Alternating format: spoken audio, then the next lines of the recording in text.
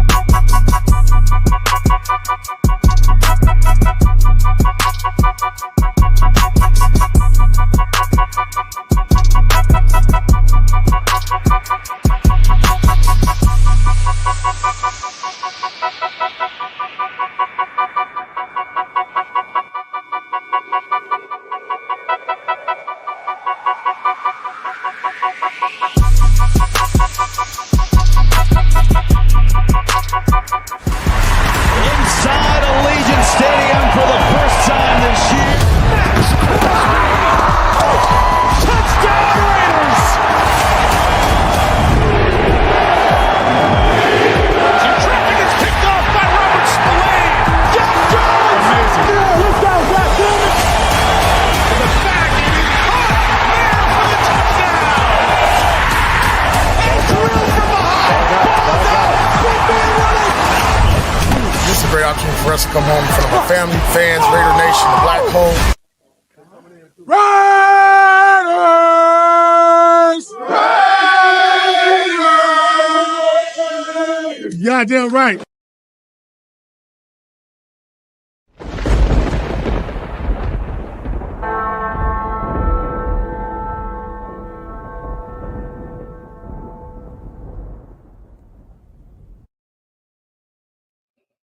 Yo, what is good? Salute Nation.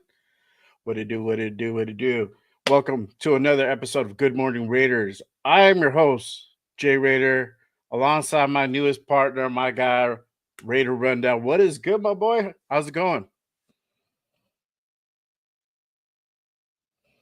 I can't hear your mic, dog. Damn, Mike is muted. Look, Mike is the muted. kinks out. We getting the kinks out. But There we go. hey, man, we feeling good on this Saturday morning, man. We feeling blessed as always, man. Some moves went down last night. You know that kind of pissed me off a tad, but we gonna go ahead and touch on that. I'm already knowing. Oh yeah, for sure, man. Hey, appreciate everyone pulling up on the Saturday morning as usual. If you guys are new, appreciate you guys tapping in. Make sure you guys check in, smash that subscribe button, click those likes, help us support the shows on both shows. Make sure you guys go ahead and tap in and do that for us for sure, 100%. Really quick before we go ahead and really get into it and get into the meat and potatoes of today. Let's go ahead and check in with the chat, brother. We got to Yes, say what's sir. up to everybody for sure. Salute to my guy Luis. He already mad, dog. He's already mad. We gonna I get into see. it, dog. We gonna get into it. Get some couple coffee real comments like quick, this. dog. Yes, get get some a couple coffee, comments dog. like this. I understand. You feel what I'm saying? We're gonna talk Yes, about that, sir. but yeah, that was Yeah, that one. we gonna get into it for sure. We feel you. Salute to Edgar. Appreciate you tapping in. Dominique, what is good? What is good? Salute. My guy Leo, what is good, brother? Yeah, Salute. what's the deal, family? What's going on with you? Yes, sir. Raider Yes, sir. way. Raider way. Yes, sir. Salute. Uh our guys over at Raider Nation Live. Salute. Gabe, What's the salute. deal, What up? family? What What up? up, Gabe? What up, Yes, Gabe? sir. Jeffrey, Pigs, pigs. what it do? Yeah, we about to get into it for sure. Yep. All right. Yep. Oh, can't forget our guy. What up, Raider Prez? What's the Resistance. deal, bro? Yes, sir. What's the deal? All right. So let's go ahead and kick things off for sure. So we about to bring our next guest. He is one of the three hosts of Raider Nation Live. They do their show Sundays and Wednesdays on YouTube. Make sure you guys head over and give them a subscribe.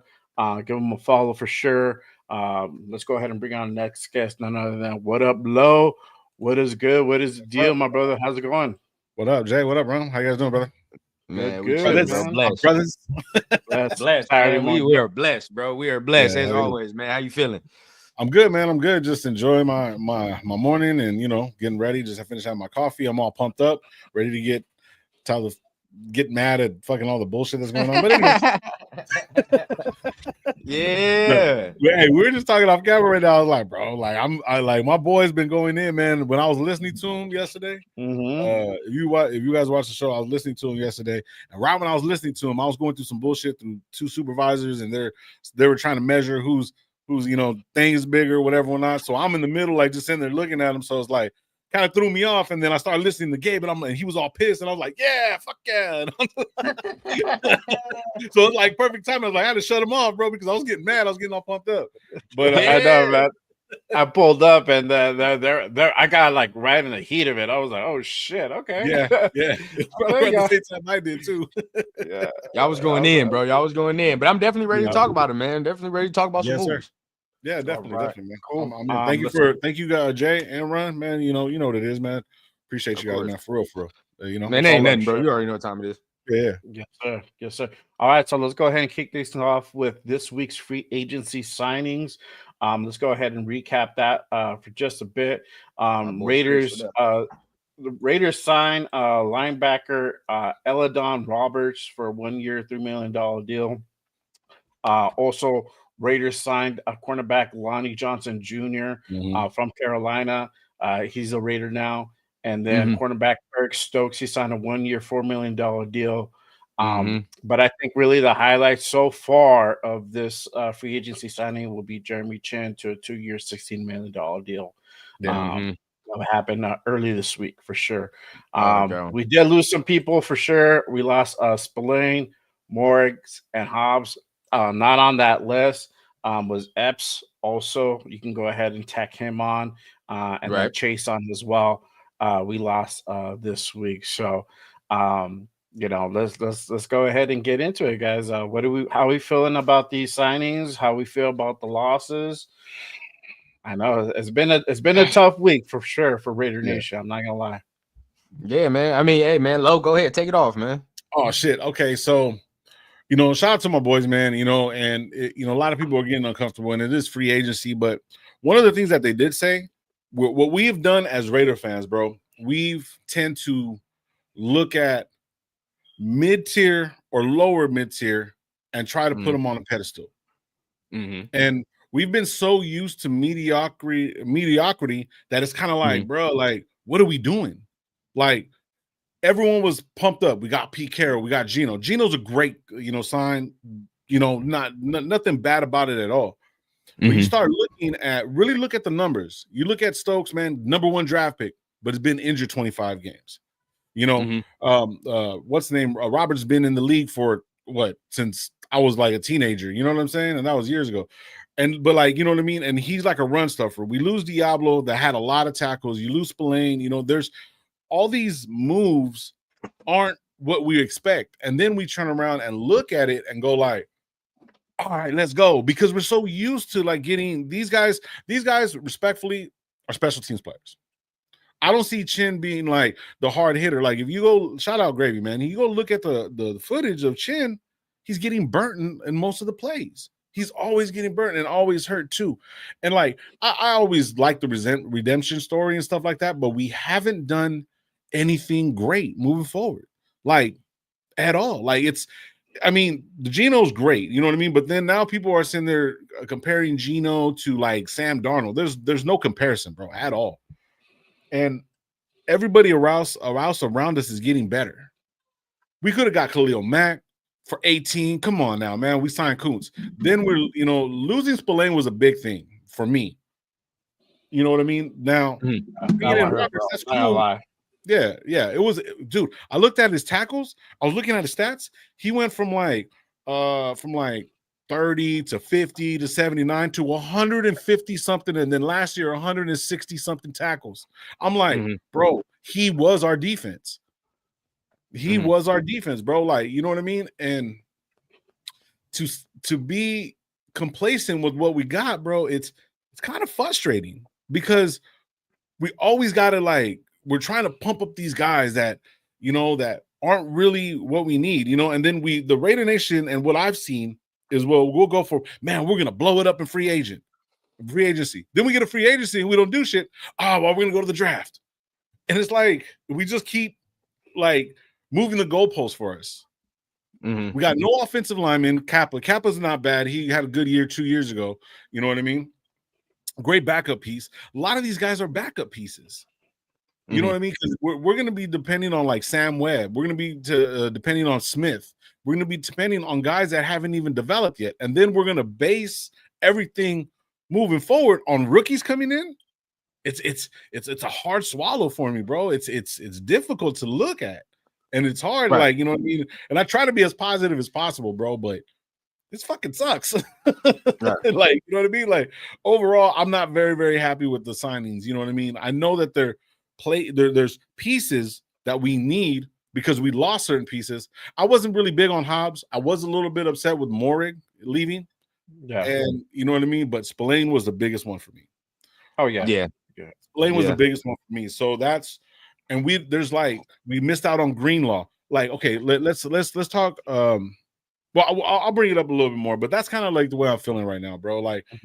I'm not seeing the vision, and I don't want to put everything on the coaching because Pete Carroll, 73 years old, can't go out there and go hit motherfuckers and go tackle and not get injured. He can have that motivation. Coaches are supposed to motivate, but you have lower tier players that we're trying to bring up. You want to bring up rookies. A lot of these guys probably have bad habits and stuff like that. Look at Geno Smith. Geno Smith, if you watch the Pivot podcast, I like watching our players talk or interview and stuff like that. If you go back 2 years ago when he had that great year, he was on Pivot podcast. Because you get a lot of their mannerisms. You can kind of tell what type of person they are. You know what I'm saying? And he basically stated, when he was in New York, nobody was telling him what to do. Those 2 years, and everybody shit on him, he's done. But New York has obviously been a horrible team for years. And then we bring him over here when he's doing good, and I think he's going to develop because he's already developed. He's been in the league. He was behind Eli Manning, behind all these different quarterbacks, and watching him, Russell Wilson. So he had his moments. You know what I'm saying? So it's you see somebody like that develops over all this time. That's great because that's what we want. But we want to win now, and Pete Carroll's only going to be here for 3 years. We're in win now mode. These aren't win now mode movements. You know what I mean? These aren't players that are going to get you to the next level. You know what I mean? So, and that it's a little frustrating. Actually, it's a lot fun. Yeah. Got you. Definitely had to get that out. Jay, you want to go? You want me to go? All right, go ahead, Pete. Well, okay. For me, I agree with half of your sentiment when we talking about the mediocrity, right? And I'm I agree with that. I agree with the mediocrity because we've gotten so used to doing that. But where I start to disagree is with our own players. And I ain't gonna lie to you, right? For me personally, this is just me, right? And this ain't me saying I love what the Raiders do all the time because I'm very critical. But for me, if I'm comparing, Trayvon Merrick is not $9 million better than Jeremy Chin. He's not. You say what you want. Feel what I'm saying? And Jeremy Chin played 94% of Washington snaps last year, and they went to the NFC Championship game. So I seen him do what he's supposed to do. So I'm cool with that, right? I don't think, and honestly, I really think Trayvon and Chin are in the same point in their careers. We just saw Trayvon be good last year. I don't want to have all this recent memory where oh man, Trayvon's been good for 4 straight years. No, he's not. No, he has not been good for 4 straight years. And even last year, when we did see him be good, it wasn't even for the role that we drafted him originally for. We drafted this man to be a center field, take the ball away, make plays on the ball, safety. He has not done that in 4 years. Till last year, he came in here. He was all right, now we're closer to the ball, doing all these things, closer to the line of scrimmage.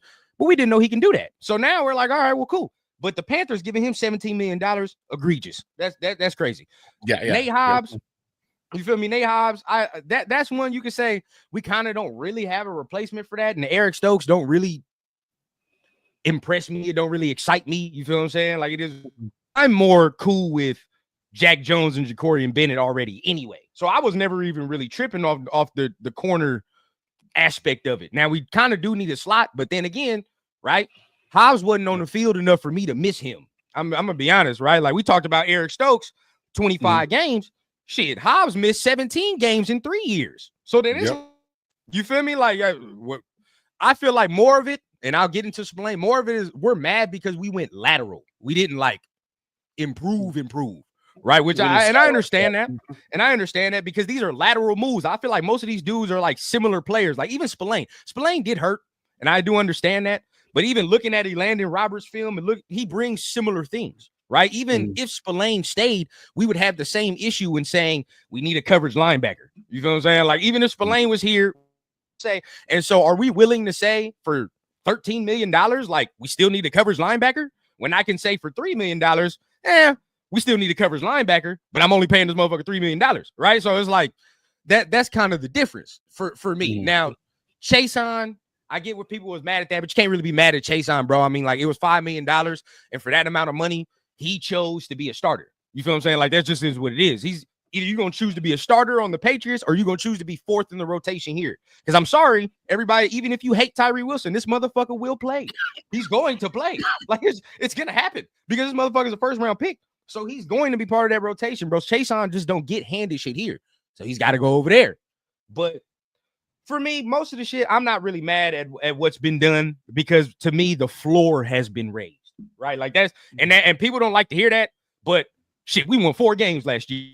Our floor is 7, maybe. Maybe you fuck around and get 8 games this year. I'm happy because I'm like, well, that's improvement, right? Now, next year, because for me personally, and I'm going to let Jay take it, bro, I'm not looking at this year like we're supposed to make the playoffs. I'm just not. I never looked at it like that. 2025 is to build. 2026 is when we start saying, all right, bro, now you're going to have to come fuck with us. So this is to get the culture right, to learn how to win. We got motherfuckers on this team that don't even know how to win at all. Like, you feel what I'm saying? So it's like, we got to figure that shit out. So me, I'm not going to shed no tears over nobody that really left just because, one, I feel like players we got are similar, and 2, we ain't won years. We ain't did shit. We ain't won no playoff game. We ain't fucking around. I mean, I'm not saying it's they fault, but you know, part of it contributes if they were starting. That's just me. Yeah, for sure. I think what everybody is frustrated on is that we haven't made a big splash signing, and sometimes people get confused with going out and paying a guy $30-40 million to go ahead and bring on the team for 1 or 2 years is going to make all the difference. I get one side of that, but at the same time too, you need other pieces to go ahead and have in place as a supporting cast to make sure that these guys that we bring on are on a winning team. Like I understand that we lost Spillane, and I'm with you, bro. It hurt. It hurt. I didn't really see that one coming.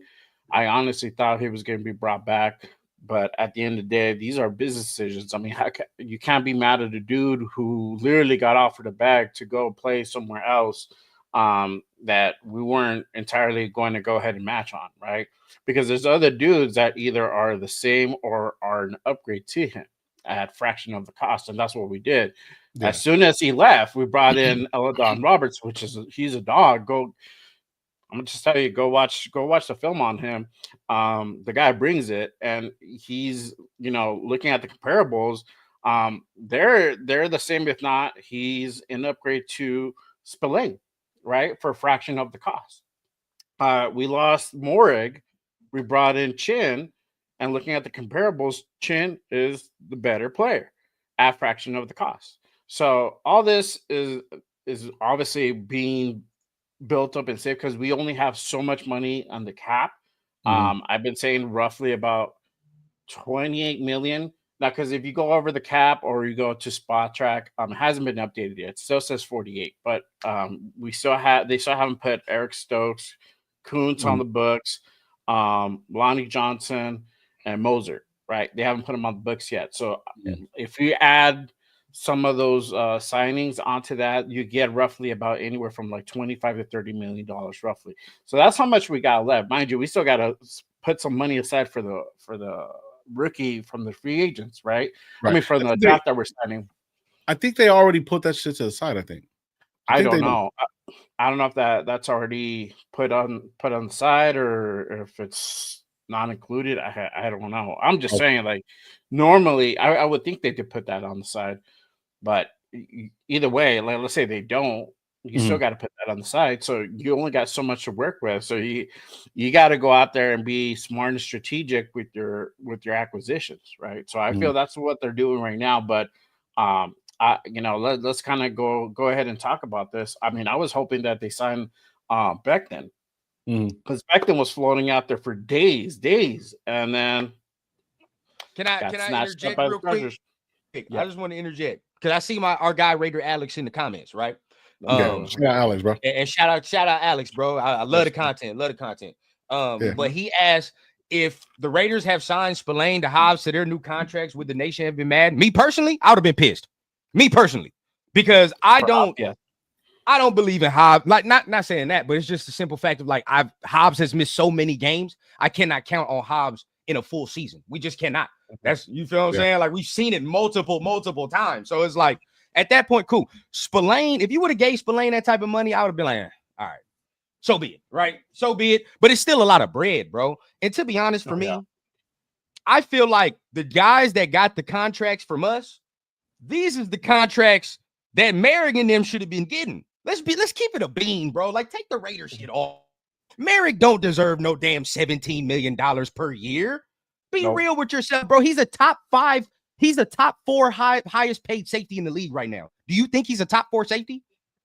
No. Fuck no, he's not. Let's just keep it a bean. He's not.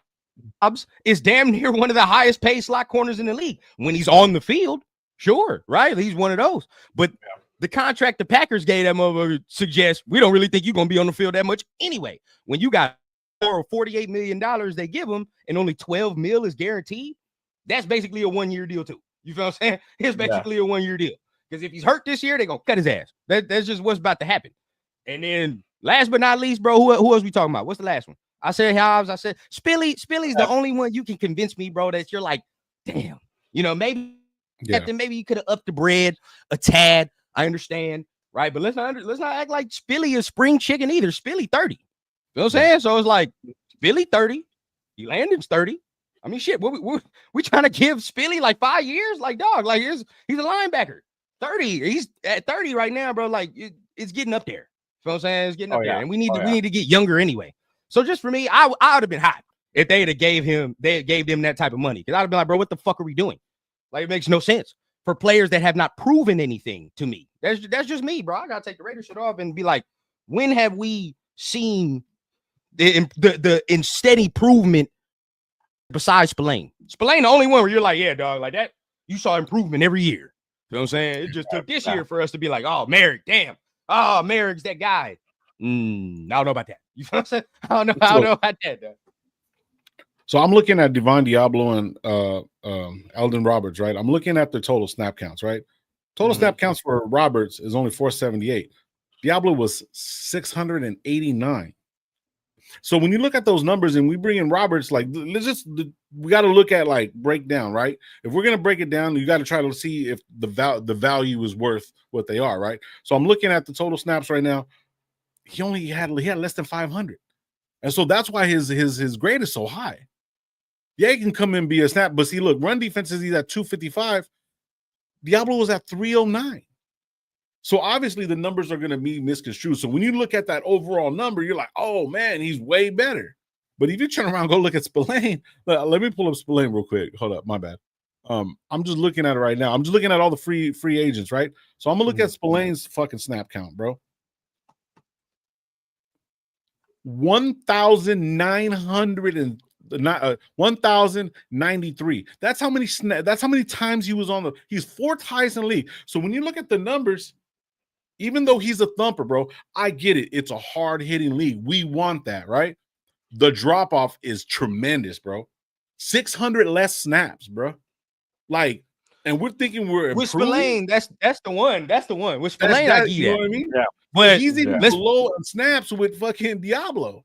But see, Diablo, that's the one, bro. I'm sorry. Half of Elandon snaps from Elandon snaps are more impressive than Diablo's full snap. Oh yeah. Nobody tells me, dog. Like, I am not no fan. And this, you know, I get heated. So obviously, Lo, if we start talking about this, just full disclosure, you know, I'm not getting heated at you. But you already know what time it is. But regardless of it, I'm like, everybody know that be on my channel, dog. When you say the name Divine Diablo, you know what fucking time it is, dog. That shit immediately my blood gets to curl, right? Like my shit goes cold. Because that right there is one of the worst linebacker plays I've seen in this uniform. I'm gonna be honest, bro, because and then we talk about the snaps, right? How many times from Diablo, bro? I play his shit out like a novella. We all know what that shit is because it's always the same shit on the TV. It's always the same drama. Motherfucker comes in at the beginning of the year. Oh my God, Divine Diablo. Jesus Christ, man. This man, he's looking to break out this year. Okay, first 4 games, you're like, okay, Divine might do something. Then the motherfucker gets hurt, right? Then after he gets hurt, it take 3-4 games to get back, and then he don't play at the same level that he did when he first got it beginning of the season. And it's happened for 3-4 years, bro. Like 3-4 years. And I'm tired of seeing this man miss tackles, run behind people. Yeah. You feel what I'm saying? Like, that shit pisses me off. He's big for no reason at times. So we ain't missing too much with Divine. I ain't gonna lie. Right. No, but see the comparison. People are excited. You know, everyone is hurt because the simple fact is Spillane left, right? But look at his production: 1,000 snaps, 1,000, almost 1,100 snaps. Compared to Roberts, that only has like not even what I put it. I'm sorry, my bad. It was like 300, 700. Yeah, snaps. it was something else. Yeah, like 680 something. Well, no, it's less than that. I'm sorry. Let me bring it up real quick. I'm sorry. Roberts' snaps were 1,000 snaps, and this is the guy that's supposed to replace it to 478 total snaps, bro. That's insane. Spillane has doubled that, and then we're saying, oh, we would have been paid what? How much did we pay Roberts? How much did we pay him? It was $5 million. It was 5? Oh, I think it was 5. 1 year, $3 million, bro. That's dirt cheap. That's just dirt, bro. That's okay, Chris. Okay, pull up Chris's thing where it says snap. Shout out Chris, bro. And it says snap counts don't matter. What matters is how great you are when you're in this. Spillane has way less snaps than Perryman when we got him. We ended up okay. Okay, see, but what we're talking about is I get what you're saying, but then yet we can't. If we can't count snap counts, then we can't do grades. You see what I'm saying? Because we can't look at the grades because just mathematically and statistically, the more you're in there, the less your percentage is going to go down. It's just math, bro. It's just like that. You know what I'm saying? For him to have be the fourth fucking guy. Hold on, let me pull it up again one more time. In snap counts, he's 4th in the league and linebackers on the field, bro. 3rd in solo tackles, right? Now let's look up oh shit. Solo tackles 32. 32 solo tackles, and he's overall. Let me see. What was he overall snap ranked? 69th. The numbers are going to go down, but see if Landon Roberts played 1,000 snaps, I guarantee you he probably wouldn't. He'd be close, but he'd probably be like 6th or whatever because he can't cover. And see that, and that's it's crazy. We can't say that we look at statistics, but then not look at certain ones. We have to look at them all, bro. And they all matter. You know what I mean? And that's where it's kind of like it's uncomfortable because we're kind of going into like just accepting mediocrity, and we've been doing that shit for years, bro. And I'm tired of it. Tired and frustrating. I think we all tired of it for sure, bro. I mean, you know, no, I hear what you're saying, bro. I mean, I don't know what the particulars were as far as you know, that negotiation, what happened. I mean, Robert got a 3-year, $37.5 million contract. I forgot what the guarantee for him is, but I mean, I'm pretty sure that's way more than what we offered. I think the offering Right. was anywhere from like 10 to like 12, and I think that's already putting them on the high end, right? More than what they're willing to go ahead and spend. But I mean, Right. as far as snap counts and stuff like that, yeah, there is a difference, but also too, it does count as far as what the production is when you are on the Exactly. field as well, too. So, looking at that, looking at what Roberts has done, I ain't too mad of that signing, but Right. obviously there still has to be more, right? And I think also because I popped in on you guys' show on shout out to Gravy and Gabe. I Yeah. popped in the show, and what they're saying is that Oh, Chris, it's all they need love. more. Chris, don't trip. Yeah, they need more depth, right? They need more depth, and we're waiting for somebody to go ahead and make that big splash, right? Yeah. That free agency, as far as what's available out there, is starting to dwindle down slowly but surely. But as far as defensively, we haven't seen quite a big signing yet. But also too, all the signings have been solid. I mean, I don't feel there's one out there where I'm really like, damn, what the fuck, like disappointed. But so far, we're doing okay. I mean, obviously, I would like to get a corner that can go ahead and play that slot Mhm. and play that thoroughly, but that hasn't happened yet. That could still potentially happen. Uh, Free agency is still open for the next 2 weeks, right? 2 weeks or so, Yeah. or something Yeah. like that. Yeah. So there's still time, y'all. I mean, I don't want to go ahead and hit the air raid siren yet, saying like, hey man, we're kind of in a pickle type mode, and we need to go ahead and sign somebody really quick. But that the window is still open. It's going to be open for quite a while, right? Yeah. Um, but let's go ahead and kind of turn over, right? There was some re-signings that Mhm. I'm actually pretty happy about that we brought back. So we brought back Adam Butler. He signed a 3-year, Oh yeah. $16.5 million deal. That's that was a solid deal. I Mhm. think my favorite one, Malcolm Kuntz, for that 1 year, $12 million deal. I know his market value was around 20. And for him to come back on a 1 year prove it deal to really showcase what he can do on that one on a full 1 year, I think is great. And that's really going to go ahead and strengthen that front four, man. It's going to be awesome. I mean, now bringing back a Max Crosby, healthy Wilkins. Now you got Adam Butler, and then you got Kuntz on the other side. Man, it's gonna be sick. What are your thoughts about the re-signings that we brought back this week? Adam Butler was for me. I was happy with that. I've always liked Adam Butler. You know what I mean. Even when he came in, everyone was like, why him, stuff like that. But he has grown, whatever. And even when Wilkins went down, he came in and he was doing this thing right. I'm really excited. I'm glad that he's here. I'm glad that Kuntz is here. 12 is too Mhm. much for me. I would give him 10. Prove Yeah. it now. See, we tend to think like back in the days, or a lot of people have the perception of like, oh, once the knee's gone, he's gone. This isn't the Bo Jackson era. If Bo Jackson was playing right now and he got his hip, that should have been worked on, and he would have been up doing that, not as fast, but he would have been effective. It's not the same, right? So these guys can bounce back from injuries. And I'm pretty sure that, Las Vegas, you know what I mean? One of the highest, best facilities in the world, whatever or not, you know what I mean? And shout out Max Crosby, bro. He said there's only like 1,500 people in the world that get to play this game. So they're going to spend money to make sure that these guys get healthy and stuff like that, especially if they have interest in him. You know what I mean? And especially if he wants to continue to play, because it's all mental, whatever or not, and physical, right? So for him coming in and doing his thing for 12 million, it's crazy. But I'm not gonna be mad at it. I'm not mad at not one of these players getting the bag, bro.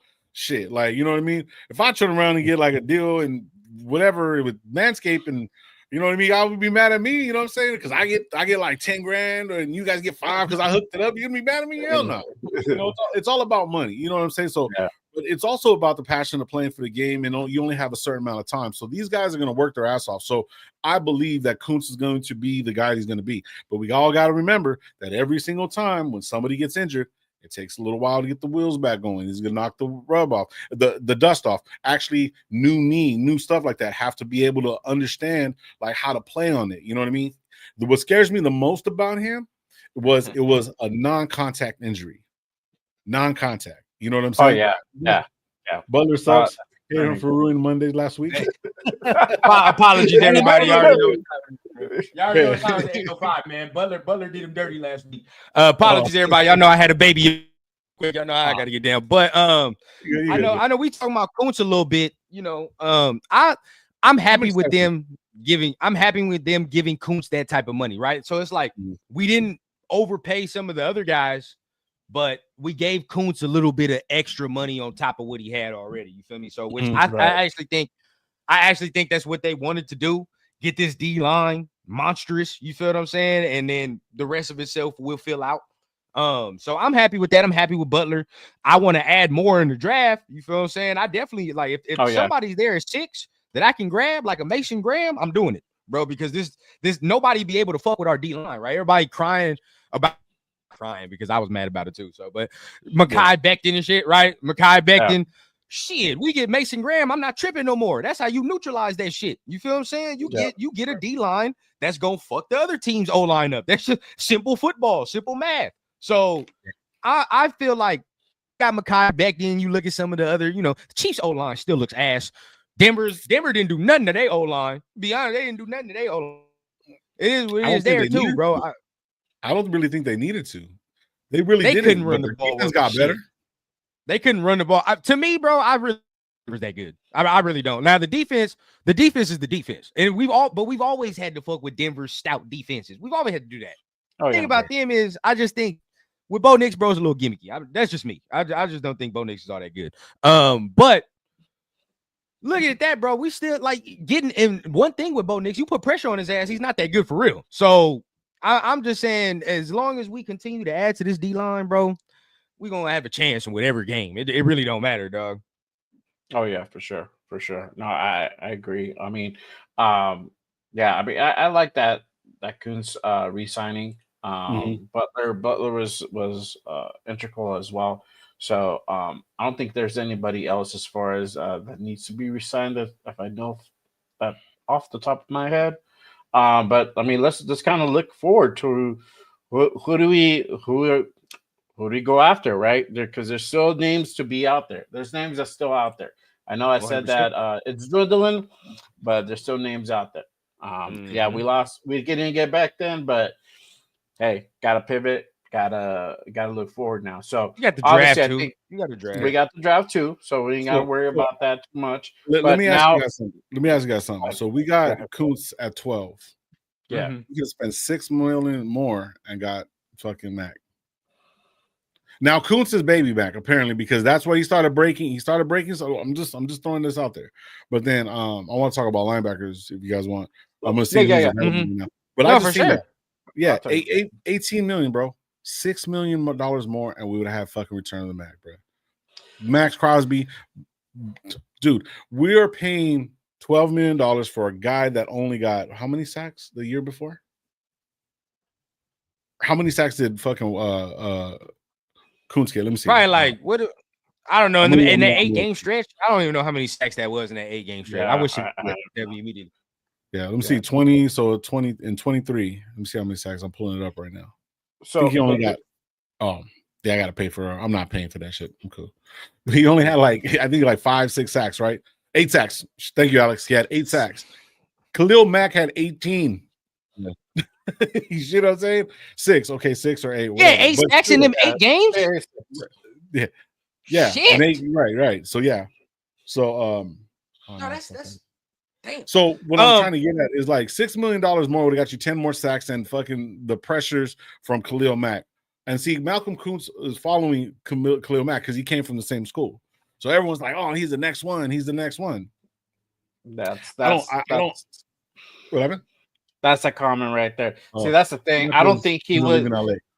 Yeah, I don't think he wanted to come here, bro. Honestly, I think he's still a little bit bitter about that. I know it's a new regime. Gruden's like long gone, but still, I mean, Mark is still here. Mark approved that shit. So he's probably like, no, fuck that. I don't give a fuck. I'm not coming back. You know, there would have been some hint drops. I'm looking to come back, and that was never the case. I never saw Of course. anything like that. Right, Right. but see, I get what you're saying though. Like, yeah. yeah, we could have spent a little bit more and brought Khalil back, but I don't even think Well, that. I don't think I it would would have have been traded like, Tyree. I would have traded argument, Tyree bro. to them and fucking got Mac, bro. Like, See, for real. for me, I'm gonna be honest. Let's just okay. One, we can say like, yeah, Mac didn't want to come back. I didn't get the sense. I don't ever Yeah. got the sense ever since he got traded, he ever wanted to come back here. But Yep. take that out of it, bro. Take that out of it. The man's 30 something. I mean, shit. Like we trying to get this man dollars, like, but it's like he only gonna be But here how for like a many year, times- bro. He gonna be here for like a year, and that's How it. many times has Mac been injured? No, Look he's at been his- injured quite. He's been injured a lot. I mean, as far Oh, he's when missed he was with games. I feel like he's Chicago, missed when he was games. When he was Chicago. But then yeah, I mean, like was- we come to LA, right? Like LA, he's been in and out of the lineup with Joey Bosa. He's been in and out of the lineup. Now, I'm not gonna say he's not Khalil Mack. I mean, he's still gonna come out there. He gonna like just him, his presence alone, right? He's gonna go out there and do something. But for me, 18 mil for 1 year for 30 something days, 30 something years old, bro. I cannot do that in my opinion. Where it's like for Kuntz though, I get it because I was saying this the whole time. When the price got up to like $15-20 million, I'm like, you can't pay him that. That's too much motherfucking money because he's only had 8 games. Now 20 mil, that's egregious. You cannot do that. But 12 mil, I was like, all right, it's not bad because it's a lot of these deals, it's the same shit. I had the same. Whereas like if he fucking works out, you extend his ass, and then there you go, bro. You already and then we're fine. You might lose a couple, but it is what it is. But if he's ass, then it's like we cut the shit, and then it is what it is, bro. And that's where I feel like we fucked up in the past. We've invested too much money into players where now the risk then became too great. And now when we have to cut these motherfuckers, it's like, well, now we still paying Corey fucking Littleton and LaMarcus Joyner and shit, and we paying fucking what's the receiver's name? Number 16, I forgot his name. We got him from the Chargers and shit. Tyrell, whatever. We was paying this motherfucker. It's like, damn, all this big money. But it's like, these players, if you really look back at it, they really needed prove it deals. That's real shit because these motherfuckers are not at no point where we was supposed to be giving them big money. Remember back at Corey Littleton, that motherfucker only had 1 good year with the Rams, couple of years. Then you look and you like, he the highest paid linebacker. And now we still paying this motherfucker. So it's like, Actually, we stopped paying them last year. The year before that, it was the last year. But it was what's the name that came in? I think it was what's the name that came in with McDaniels? Can't think of his name right now. I can see the slick back hair, but I can't think of his name. Ziegler. Zeke is the one that cleared all that shit. He cleared a lot of numbers off the books. So we don't owe no players no money no more at all. So like I hear what you're saying, but like that's a little like far and too far from in between, whatever it is. Like it's like it doesn't affect us now. That's what I'm trying to say. I apologize. No, for sure. So yeah, but like I mean, the thing is though with that, like we like say right now, CJ Mosley's up, right? We could turn around, bring him in. He wants this kind of money, and we bring him in. And CJ Mosley is a little bit better. He's like kind of similar to Spillane kind of linebacker. He can come get the green dot and do his thing, right? But we should have got Greenlaw, bro. That's the mentality that I want to look at. Is like if we lose this guy that's supposed to be that guy, why not go get the big guy? Now he's with the Broncos. But we're not making. I'm not saying that we're going to win. We're not going to win in free agency. But free agency is one of the things that we looked at, and then now we don't get no signings. Then guess what happens? Then we move the goalpost. Right. And then we're going to just be okay with that. And I don't want to be just okay. I want to be like, fuck yeah, let's go. You see what I'm saying? And that's like, those are the signings that we want. I don't understand how Kansas City can turn around and go sign, 3 different players, offensive linemen, restructure, and still have $50 million in the cap so then go get CJ Mosley. You see what I'm saying? Like, it's crazy to me that we're not making these big moves. And it's not like it's not our money. You know what I'm saying? Yes, you can play with it. Yeah. There's ways that you can front shit. Mark Davis can pull out some money. If Tom Brady's supposed to be this guy that's bringing everybody in, who's he bringing in? Gino? You know what I'm saying? Chin? Like, he never played against Chin. Like, you see what I'm saying? Like, you should be like, hey, Greenlaw's that motherfucker. Go get him. If Mark Davis turned around and handed Tom Brady, hey, go do this and go do that, go get him. He ain't doing shit. We had Stafford in the building. They used that to fucking leverage money. Stafford was whatever. See, I'm tired of the Raiders accepting like mediocrity. We're all accepting it, and it sucks. It fucking sucks, bro. You can't tell me it doesn't suck because, look, I was looking at Chin's numbers right now. Chin's numbers are very close to Morik's, so that's a good fucking deal. Mm-hmm. You see what I'm saying? And what you said, Jay, as well, is like he's played like over 95% of the snaps. Their snap count is very, very similar. So I give you that. If people don't look at the numbers, like go to PFF, that's what I'm looking at. It shows all the people that are signed, and then you can go look at the numbers. So that's what I'm looking at. And even they might be off and misconstrued a little bit, but it's very, very close. Yeah. So if you go do the research, you're probably going to find it. This is where PFF is charging, so you can find all that stuff. But I'm just saying, like, that was kind of like a decent signing, so we can have more money to go get a Greenlaw, to go get Mac, to go get somebody that's going to be effective right away. It's just the way I look at it, bro. And this is for me. I want to cut you off, Lo. But this for me, like, I feel like your energy level to this, and not yours specifically, but any Raider fans' energy level to this is predicated on how you feel the team should be going or where we should be going in this first year, right? Like, if you have, like, for me, I don't have all the expectation. I just didn't. I just knew where we were as a team. Like, we're not there. You feel me? Again, we don't know how to win. We don't have certain pieces in place. We didn't even have a quarterback before this, and we just won 4 games, right? So for me, it's like improving to 7 games or some shit like that, or 8 games is a win for me, because we've been dog shit the whole entire existence, right? Like, that I've been on this earth. We've been terrible. So 8 games, whatever. Good seasons, less than that. Bro, I swear to God, it's only been like 2. So I looked at 2026 as the year where it's like the concrete's been laid. The motherfucking, the foundation to the house been built up and all that. Now we just laying the rest of the shit down. You feel what I'm saying? Now we furnishing. That's how I feel like this shit will go. And plus, we need to be building through the draft anyway. I mean, that's just playing. If we were trying to win free agency and all that, I mean, it's like it sounds nice now, but then when the time comes and it's like, well, dog, we done spent all this money and we not winning. Well, what the fuck? Where it goes to, if we can build through the draft. Now, I guarantee you, everybody's mad now. In April, if we have a good draft, nobody's gonna give a fuck. No, but I'm telling you, nobody's going to give a fuck, because you already know what time it is with this staff.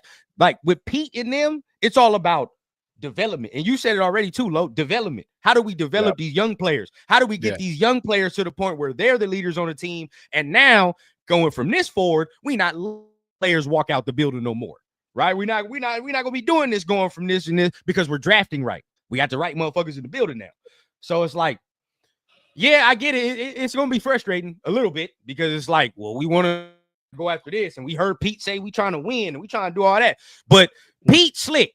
Pete said he wants to win, but this motherfucker didn't tell. He didn't tell you how much. That motherfucker just said he want to win. So 8 games to me is winning. That's winning. And then going on to that. So that's just me. Yeah.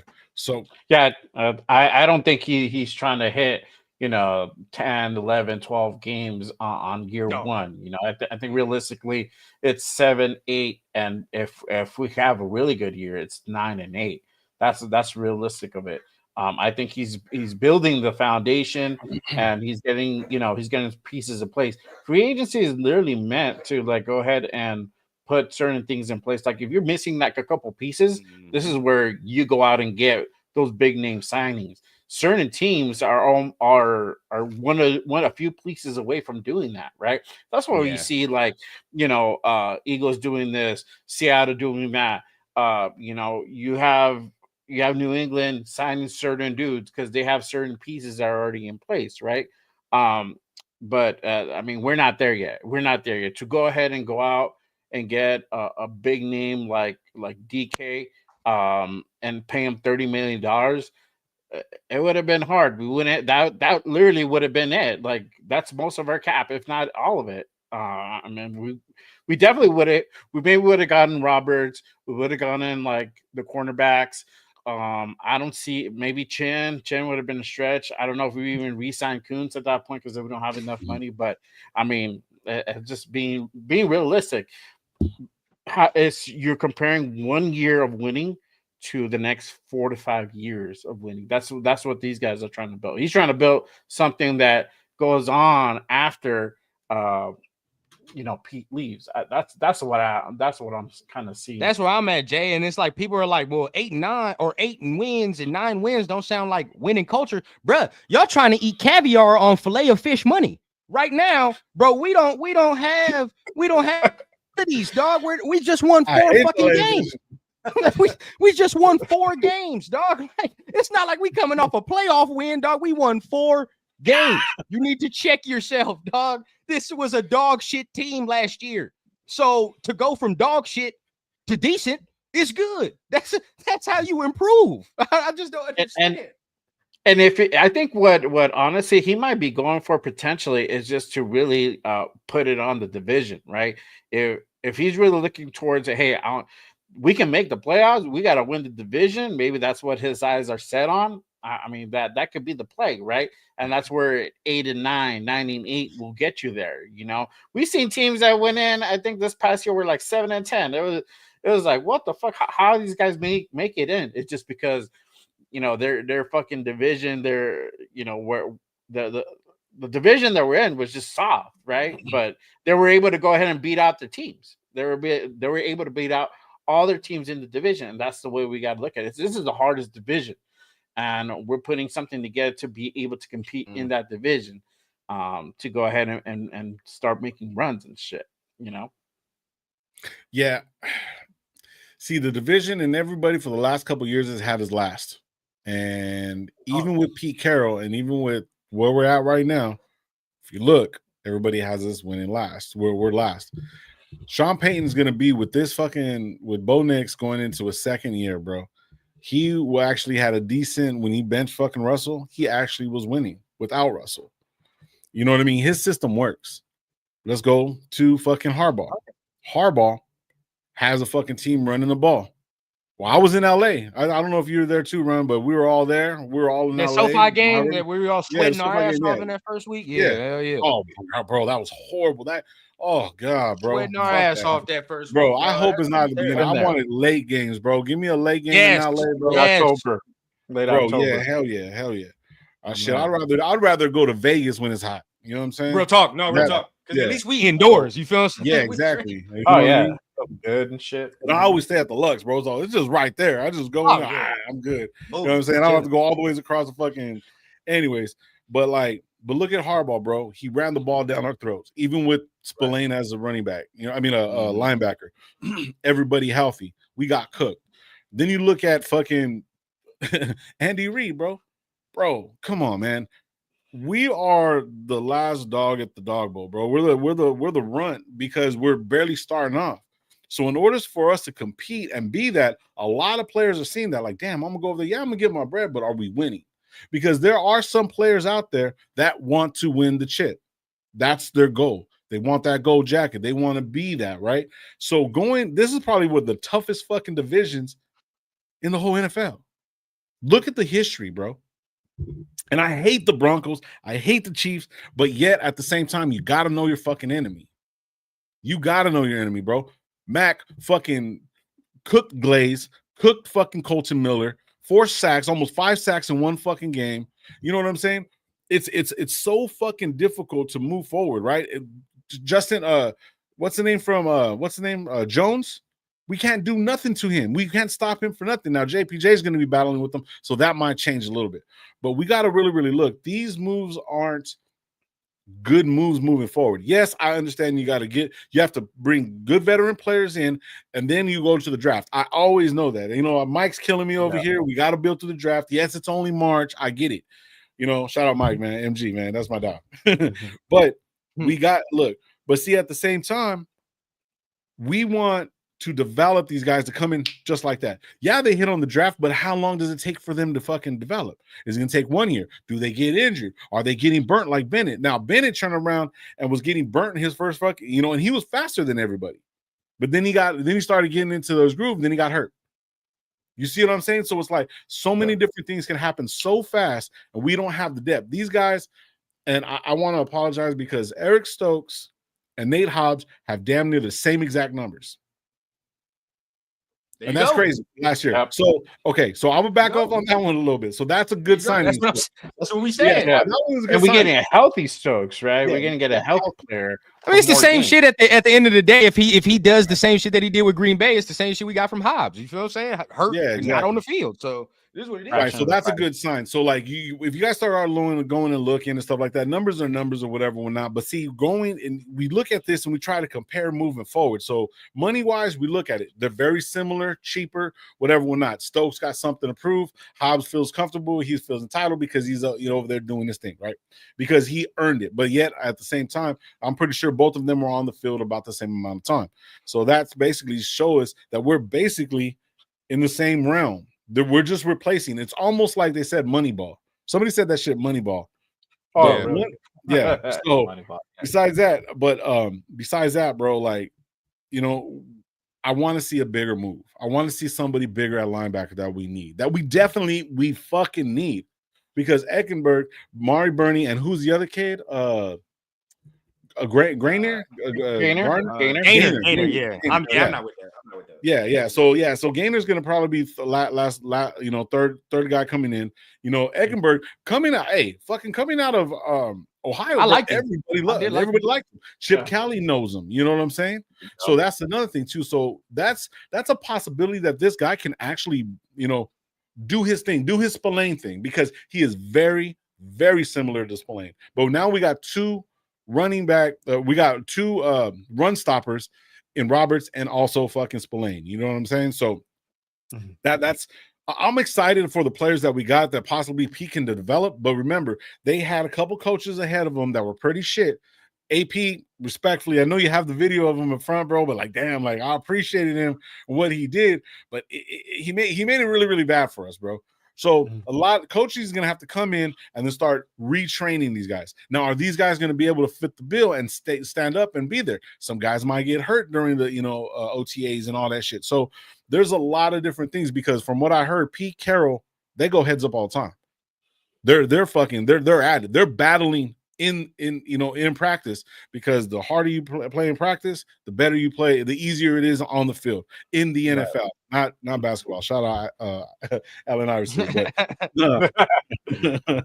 but no. So like, go ahead, please.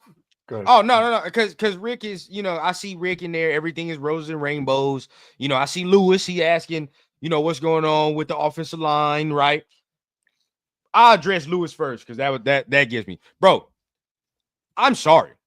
Anybody that's telling you that we have a bottom 5 offensive line is either not watching film or games, or I don't know what the fuck they're watching, bro. We do not have a bottom 5 offensive line. We have a good offensive line, probably like around, if I had to say the rankings, they're around 12, 15. And that's off the top of my dome, right? You can probably look it up, but I feel like as far as where they're ranked, they're probably 12, 15. We have weak spots on one guard. I feel like one guard is where are him. That is to me. I'm letting Glaze rock, bro. I don't understand why people want to all of a sudden fuck around over there when we saw him have a decent rookie year, bro. Let's see how he improves. Yeah. If he does not improve and do things off of that, if you want to make a swing at a better talented right tackle, we can do that. But you have to understand too, bro, in this game, right? Something called continuity with the offensive line, right? Yeah. Most of these motherfuckers already know each other on that offensive line, bro. They done played a full year. And we talking about Colton Miller. Oh, Colton Miller's not good, bro. We have to remember as well, too, Colton Miller had a shoulder injury to start the season off. We all knew that, right? So, I never said Colton Miller was good. No, not you. But there's some people that's like, oh, I'm not talking about. But Colton had a shoulder injury to start the season off, bro. And we saw him get better when he got healthier. So it's like, now that he's fully healthy coming into the season, JPJ got a year under his belt. I like Meredith. Meredith is a guy, right? Like, I feel like Meredith is so you get Meredith. If we would have got a Becton, that would have completed it for me. But again, bro, there are guys in the draft. You go into, it's not hard to find a guard in the draft if that's what you want to do. If that's your thought process, you feel what I'm saying? Like, you can fucking find a guard in the draft. So for me, bro, I don't feel the line is that terrible. quarterback play made it look worse than what it was last year, because there were times Gardner Minshew and Aiden O'Connell would do shit that made the look bad. And you're like, dog, you're running into sacks. You're doing certain things, running into pressure. Gino's going to alleviate some of them things. Now, where you can get better, of course, it's the run game. That's what we're talking about, getting in there in the run game. But when we made the necessary adjustments, I feel like putting JPJ in there, putting certain other guys in there. When Meredith got in there, we was mauling at a certain degree, right? When Sincere got in there, and we started to see better running back play too. So I feel like it'll be better. And Chip gonna have the motherfuckers right. Chip gonna make sure that he fucking schemes it up, right? Chip, because what Chip is gonna do is run the football. We all know that. Chip gonna run the ball. Yeah. Hey, really quick, before we go any further, salute to everybody, to 100 people in the building. Appreciate everyone tapping in on this Saturday morning for sure. But we got a super shout out to my guy, Jason. Instead of buying the cake, why not buy the flour, eggs, and other ingredients instead? Shout out to my guy on the $5 holler for sure. Yeah, appreciate you, Jason. I see you in. Yeah, see, I mean, the big back in me is like, man, just get the cake. But yet at the same time, I want to eat it now. You know what I'm saying? Like, but yet at the same time, that homemade cake is a little bit better, though. You know what I'm saying? So real talk. Man, and 93 Nav says something important. This is very important. If this is true, and Nav is saying that Becton wanted to be a tackle instead of a guard, then you're not signing. There's a reason probably you're not going to sign Becton at that point. Yeah. Because if he wants to be a tackle, bro, we already got a tackle. We don't need to fucking sign you. And we saw you as a tackle with the Jets. It wasn't good. So when he saw you as a guard with Philly, that's what we was like, ooh, that looks nice. So if he was trying to be a tackle, bro, 93 Nav, if that's the truth, bro, yeah, I'm off that. I'm 100% off that. Yeah. I got a couple more minutes, guys, but I want to ask you guys a question before I get out of here. Sure. Yeah. All right. Are you guys at all? I know the chat too. I'm pretty sure the fucking chat too. Why hasn't Geno Smith signed yet? So we're gonna restructure. That's but I mean, that makes sense. But see, like, bro, that's kind of scary. It's kind of scary because people have backed out before. Shout out Gravy, because we were talking about this. And I seen it in the chat earlier. Geno Smith has signed. Everybody else is signed. Geno Smith hasn't signed. So that's where it's like I'm getting a little nervous. So that's where it's like even our draft stock is up, because what if he goes for 45? That's crazy. You know what I'm saying? We can't do 45. And I don't want this man not to get his money, bro. One of the things that he had stated is that you're supposed to get paid what you're worth. He's been in the league for a long time, and he's came in the last 3 years and put up over fucking 3,500 yards, touchdowns, all that stuff. You know what I'm saying? Even with the bad coordinator, he had a good year. You know what I mean? So, a coordinator that he wasn't really feeling with that new coach in Seattle.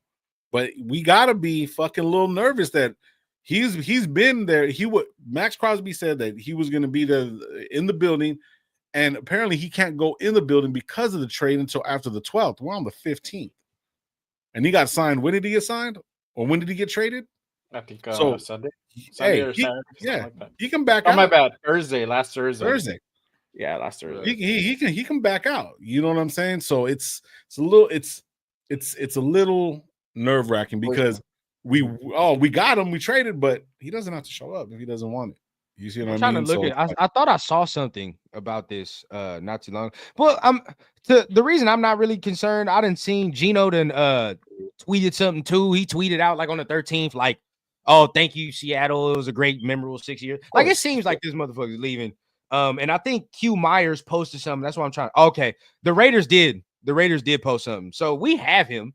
He just doesn't have a restructured contract right now. I'll share my screen. That's what it is. Yeah. Yeah. So he's acquired. You feel what I'm saying? And I share the screen or whatever, and then that's Augie's like, come on, man. Nah, it's not like that. I'm just saying on some wait. Okay, where is it posted from? Is it actually the Las Vegas Raiders? Yeah, that's the Raiders thing. So they got the trade. The trade is done. But the thing is, they're like, we have to figure out the restructuring. We don't know that information yet. We don't know what the deal is. Now I agree, bro. Like Alex said in the chat. You said it, bro. If we pay this man $45 million, I'm not gonna like it, but like you're gonna have to understand it to a degree. I don't because then he's the 12th highest paid or whatever quarterback in the league, right? Like if he got $40 million, which is around like kind of where he is for real. Yeah, for real. exactly. I would agree with that. Yeah. So like we can't really be mad that you're paying him of value, right? Like now if you pay this motherfucker 50, 60, now we gonna sit here and we're like, well, what the fuck? You making Joe Burrow money? Like, what I know. dog? So it's like, I get you there. So I mean, I know that's the case. They're looking to go ahead and restructure him, and I'm up for it because that means that they can go ahead and backload this contract to where we don't take that 31. It might be a 25 originally, or it might even go down to like 22 area. So I'm good with it if they restructure him and make it more team friendly.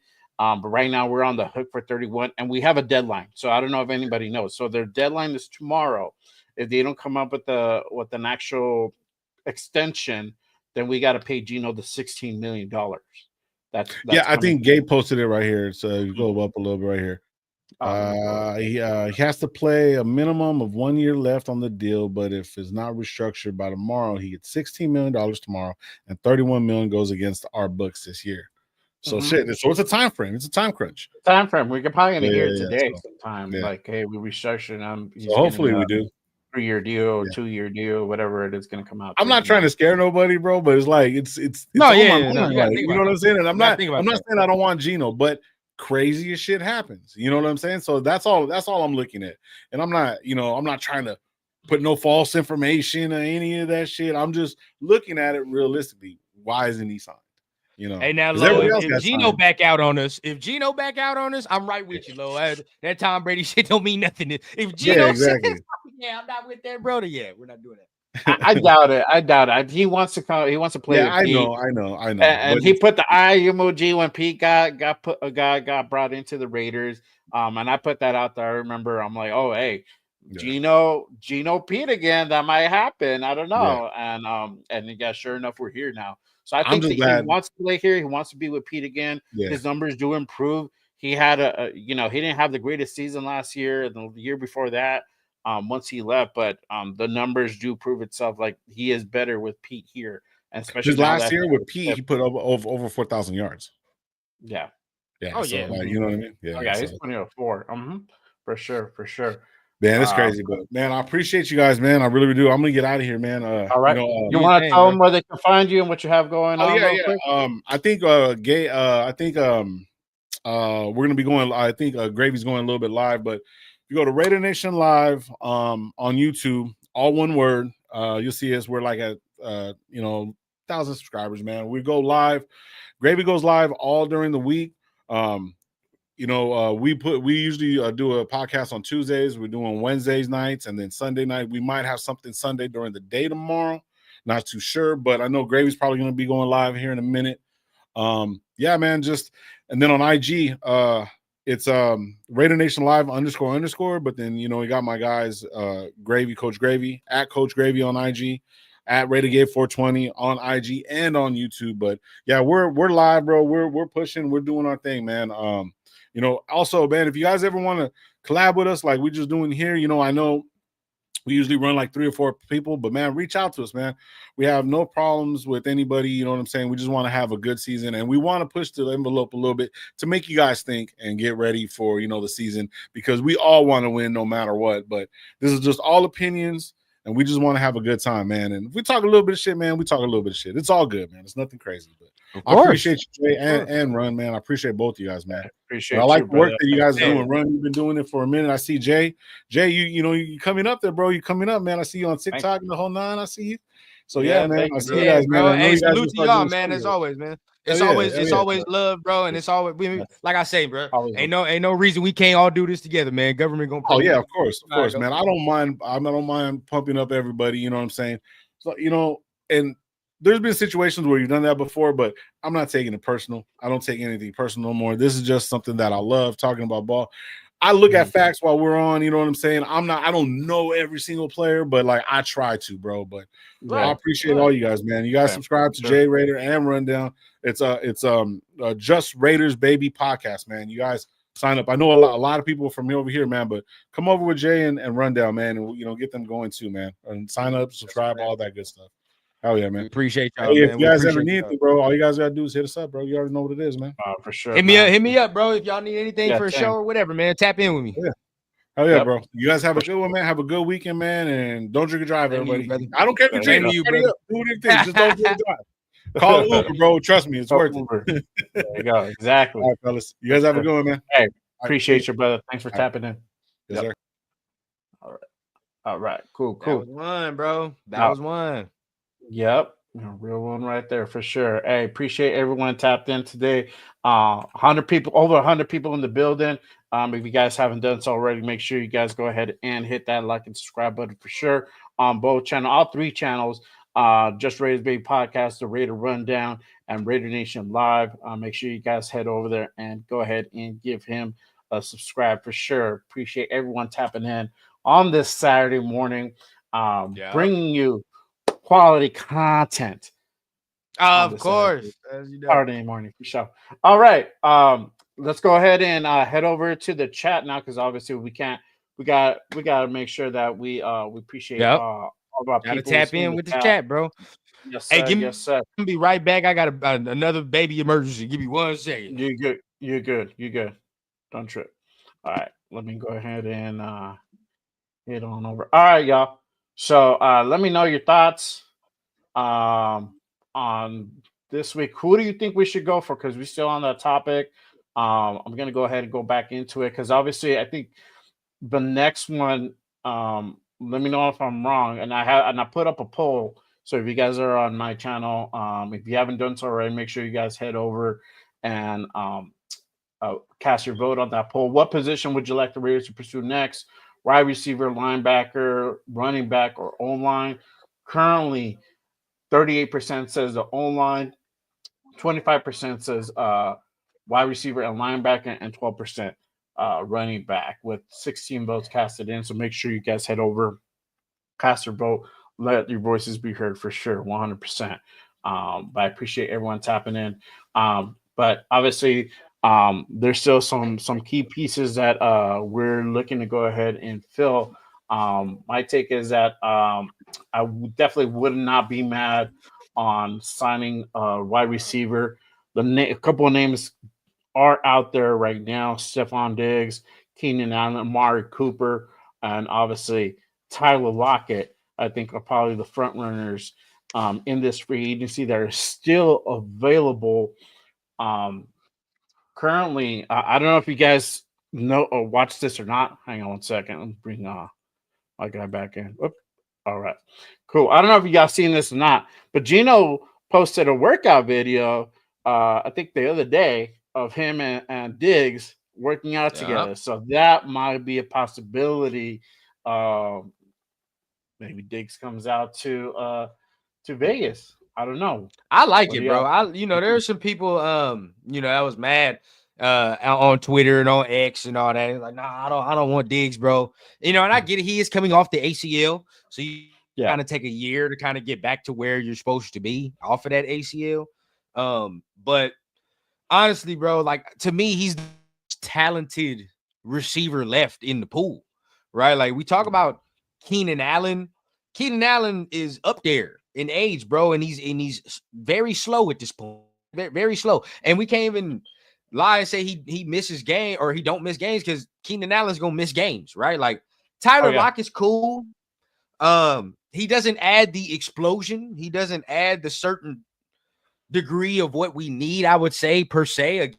Like, we have no size in the room, right? You get a Tyler Lockett, there's no size, there's none of that. I know people like Elijah Moore, which is funny to me, because everybody's like, oh, Elijah Moore, but then people get mad when we give out these prove it deals. Like, that's a prove it like receiver. He's going to have to see. He's not proven. You feel what I'm saying? Elijah Moore is not proven at all. So we're gonna have to sit here and hope that he does some things. Just to me, bro, Stephon looks like the most talented person left on the market. I get he's 31, whatever the case. But again, if he gets back to, it's a wrap. It's a wrap. Yeah. So I mean, the market value for Diggs is about just over 13.5. Like, if we're talking Elijah Moore, if you're looking to go on the cheaper end of the route, 4.5, right? Um, you got the younger dude at he's gonna be 25 this year. You can go ahead and take a flyer, but like you said, it would be on that 1 year prove deal for sure. The other name out there, obviously, we said Amari Cooper. I don't know if Amari Cooper would come out um, to back to the Raiders, but he's still out there. He does carry a higher price tag. He's about 19 million market value. So I don't know if he would be an actual viable option. Tyler Lockett, with having that continuity with Geno, That been works. playing with Geno for quite a while. He's about 7.5 million market value currently. So he might be a possibility. So honestly, I think realistically, there's either Stephon, Tyler, or Elijah that could be coming over. To be honest with you, Lockett is um, most logical for sure. He's definitely most logical. I just feel like Diggs is more talented. I just feel like Diggs yeah. is definitely more talented than Lockett. Oh yeah. I like that video. I mean, he looked sharp, bro, on that workout Yeah. video. He looked good. He looked good And for that's sure. what, if you look at Stephon in the workout video, you like he just tore his ACL 4 months ago. I No, it don't know. look like it, dog. It really don't. Nope. It really don't look like it. Yep. Yep. For sure. For sure. Shout out to my guy Armando. He says if not Lockett because he knows Geno Smith and Pete Carroll, I know he's kind of up there in age. Yeah. Yeah, I agree, bro. For sure. Let's see. Raider Gabe, what my boy say over here? Geno extension negotiation is holding his hostage, making more moves because the deal should have kind of been done over a week since the trade, and there's still some holdup. Yeah, brother. I mean, I don't know what the specifics would be, but obviously, I think they're just trying to figure out to get the number right that works for everybody, right? I'm pretty sure Raiders are trying to backload it. He's trying to get some more guaranteed. They just got to find the middle ground. So hopefully, maybe we hear something today about that. That he gets extended. It's really a done deal for sure. I don't think it's not going to happen. I think it does happen. We're just waiting for it. We're just waiting for it for sure. JM says Lockett would be the most logical signing. Facts, brother. Sure. Steven says there's no fire in Amari. I don't think he'll ever lived up to the hype. I've never really been on Amari like that, to be honest. Nah, man. Even when he was here, he was like, all right, that dude's Yeah, cool, I've never but really like been. he was never impressive, bro. And then when he Nah. went to Dallas, I was like, all right, cool. Do you, Did a bro? little something there, you feel what I'm saying? But yeah, I never saw Yeah. that fire. And that's why I like Stephon too. But he gonna bring that dog, right? Like I know he gonna bring that dog. Everybody says drama. It's not drama, bro. Like I want motherfuckers that's passionate about the game. Yeah, exactly. We want somebody who's gonna come out and just fucking be that dog, bro, for sure. Yes, that's what I want.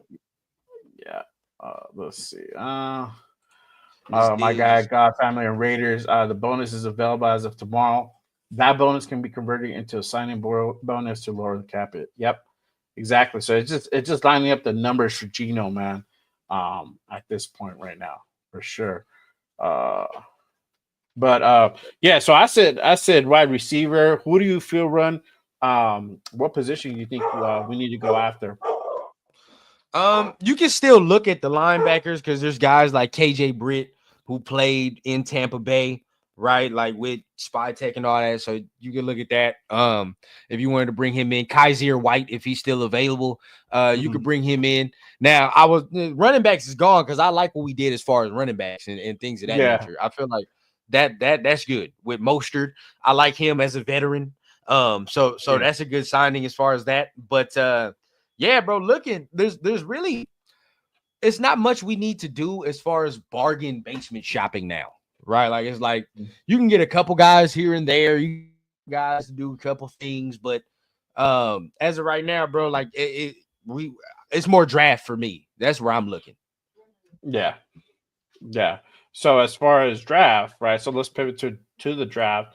Who are we eyeing up on the draft, right? So do we stack it up with more defensive players, linebacker, cornerback, edge, or do we just pivot completely over to offense?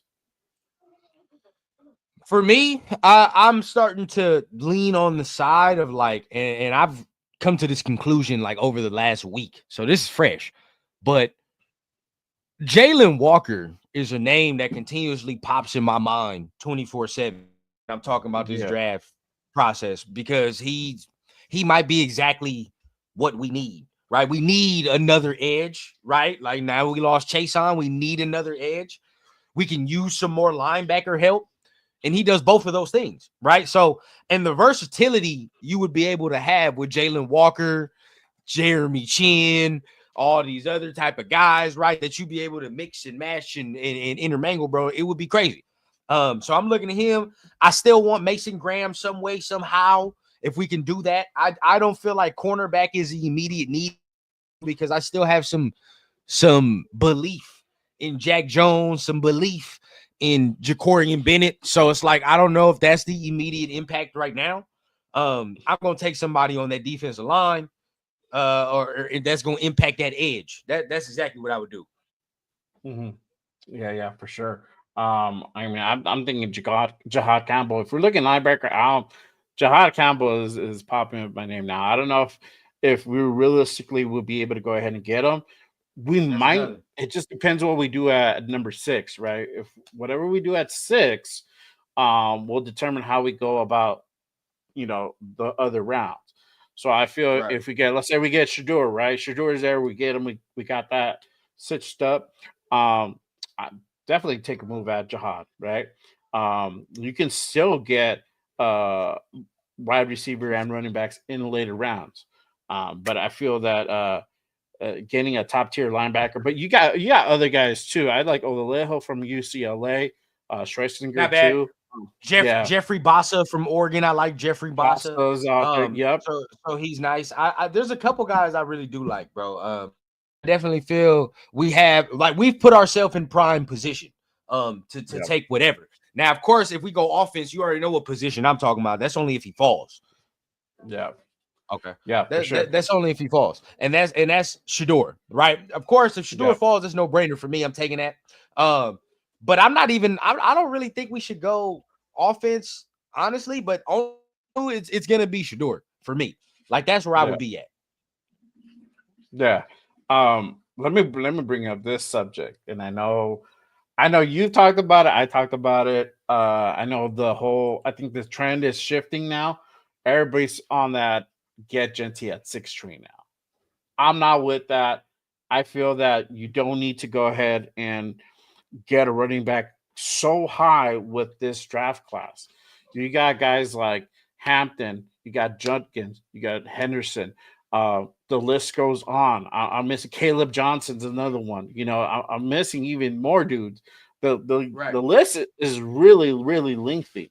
And for us to really take spend our number 6 pick on Genty, I'm not saying he's not good. I'm just saying not at 6. And I feel like this is where we see eye to eye is that Shedeur, that's somebody you can go ahead and get at 6 because knowing the Raiders, knowing the relationship between Shedeur, Brady, Mark, that's the move that's going to be made. I don't know if you really make that pivot to Genty all of a sudden, even if he's not there. What do you think? Nah, I'm not. Now, like the only way I'm gonna be honest. There's 80% of me that's like, I hope Shedeur falls to 6. 80%, and there's 20% that says I kind of want him to get taken before 6 because if he gets taken before 6, we have everything available to us, right? We got a lot of options. But if he's there at 6, that means somebody else did some other shit. But I definitely want him to go. I definitely want to get him. But as far as the Genty conversation, bro, you know where I stand on that, bro. Like you can't take no fucking running back top 10 overall and you just won 4 games. And then you got some people in here that's talking about our offensive line is not even good, right? Shout out Luis. Yeah. He was in here. Guys like that, or if you're going to be one of those guys, you cannot take no running back at 6 if that's how you feel about this offensive line. Nope. And I said it the other day, bro. A running back is a piece that you get that is the pretty much that's the cherry on top of the sundae. That's it, right? Yeah. You don't get that. You don't get the running back and be like, oh well, I'm gonna build the shit with the running back. Like, no, that's not how it happens, bro. Case in point, right?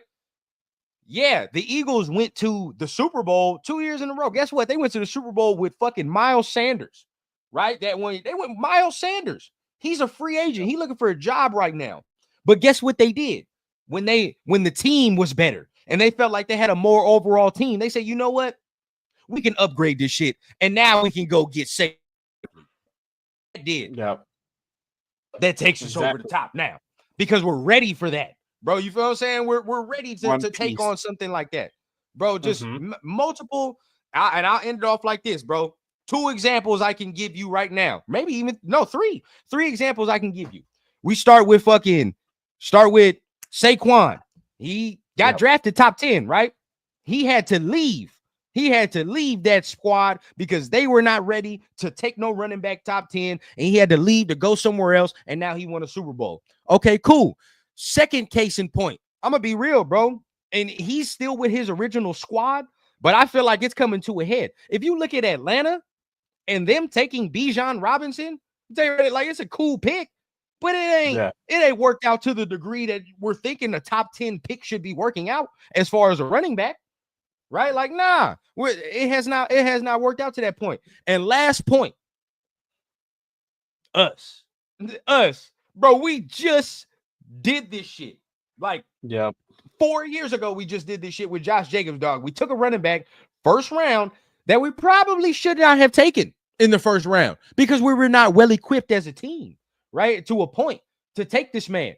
And then we continue to not win. We continue to put the whole shit on his shoulders, bro. Like, the only way we're gonna have success is if we give this man the ball, and then what happens? He has to go somewhere else to find success with a better equipped team. That's just how this shit goes down, bro. Like, we're not ready.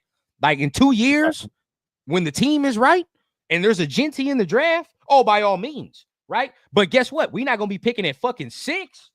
No, you're gonna be picking somewhere. Like, if you pick this motherfucker up in 18, 20, you're like, okay, that's a good pick. But again, bro, we the only top 10 team besides the Bears, even the Bears are a more complete team where it makes a little bit more sense for him to go there. But we the only top 10 team like that where it's like, oh yeah, bro, he's gonna go at 6. He does not go any higher than that. He never goes 4. He never goes wherever the fuck. He never even goes to 7. You feel it's always Genty is 6. Genty is 6. That's the highest this motherfucker goes.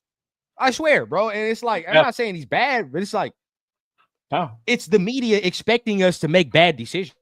That's just, it's the media expecting us to make fucking stupid ass decisions. That's what it is. The media is spinning the narrative, and then some of us are biting on the apple. And I get it. It looks attractive, but it's if you look at it realistically, we're not ready for that. We're not ready for that. Somebody who fits more into our system is a Judkins or Giddens or Caleb Johnson. That Caleb Johnson, man. That Caleb. Yeah. Those fit. Right? Because you talking about Mostert and you talking about the complimentary backs, right? Now they're complimentary to Mostert, and all that shit mixes and mashes, right? Like I see Gabe, he talking, I know Tom didn't want to resign Josh or whatever, but Josh decided he didn't want to come back either. Because Josh understood, he was right to a degree, right? Y'all are going to fucking kill me this year if he would have came back. We would have had to get this man 300, 400 touches on the season to even have some type of resemblance of an offense, right? He was right. So that motherfucker didn't want to come back here and get his body used like that. Hell nah. Yeah, I agree for sure. Like I said, I feel that because I caught your show yesterday, and you were spitting some facts that obviously if you can, because if we're looking at getting Genty at 6 and him having 1,000, 1,100 yard season, would you say it's about 65, 70 yards a game? That's trash. Production. That's trash. Yeah, bro. If we took Genty at 6, my guy Jay, and this man only gave us 1,100 yards, I'm on everybody's ass that told me we should have picked him in the first round. I'm on everybody's ass because 1,100 yards is nothing. From a top 6 pick overall, if you're a running back, at minimum, I need 14, 15. Minimum. Because 11, like how many times I done said it when we was talking about Najee Harris? 1,100 yards or 1,000 yards is only 65 yards a game. That's nothing. Yeah. I get a motherfucker. I can get Sincere McCormick to give me 65 yards a game. Feel me? So if we take this, I need to see damn near Saquon if you take that man as 6th overall. And that's just real shit because you're telling me he's the 6th best player in this draft. There's some people telling me this man's generational. I better see it. I got to see it. I mean, why he's putting up so many numbers. I mean, Boise just ran them. They really ran that dude, bro. It was crazy because that's really all they had. They just had Gentry. That's all it is. Yeah, that's why you're seeing these astronomical numbers. But I feel you can still get that same quality at round 2, at maybe even late round first if you wanted to trade up and get it like Hampton, right? You want to go ahead and go up and get a Marion. But I feel that the sweet spot's going to be 2 and 3 where you're going to get high quality dude. I mean, there's been even mocks where I've seen Caleb Johnson at 3. That's crazy. I don't think he stays at 3, but he's there at 3 sometimes, right? I mean, but I feel that second round is really where you're going to get a top tier running back. And that's all you need. You just need one of them. In this draft, I see us getting 2. It always matters, bro. And when you say that, people would like to dismiss it, but it does matter. If you're in college and I'm giving you 25 to 30 touches a game, that shit adds up. And he playoffs. So the extra game that you for that right now. His body is kind of durable for that. 5'8", right? He's compact. But again, like I'm looking at Judkins the same way that we were kind of looking at Josh when he came out. Ain't gonna be no first round pick. But when I say that, stay with me now, right? I say that because look at Judkins' production he has on his body. It's not that much because he had to split the backfield with Travion Henderson. This man doesn't have inches on his body, bro. Like it's not so. And I'm looking, bro. There's more to add to his game. So it's like not having all that playing time, more to add to the game, not having all that wear and tear on your body, that bodes well for somebody I can grab in the, like you said, second, third round, and we get to moving, right? We get to working, bro. Or Caleb Johnson. That's another one.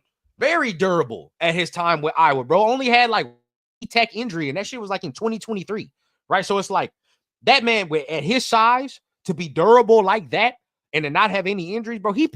I feel like Caleb Johnson pairs perfectly with fucking Raheem Mostert. I would love that shit, dog. That's that shit right there, bro. If we were to get them two dudes, you get Caleb Johnson. Now you got a Raheem Mostert.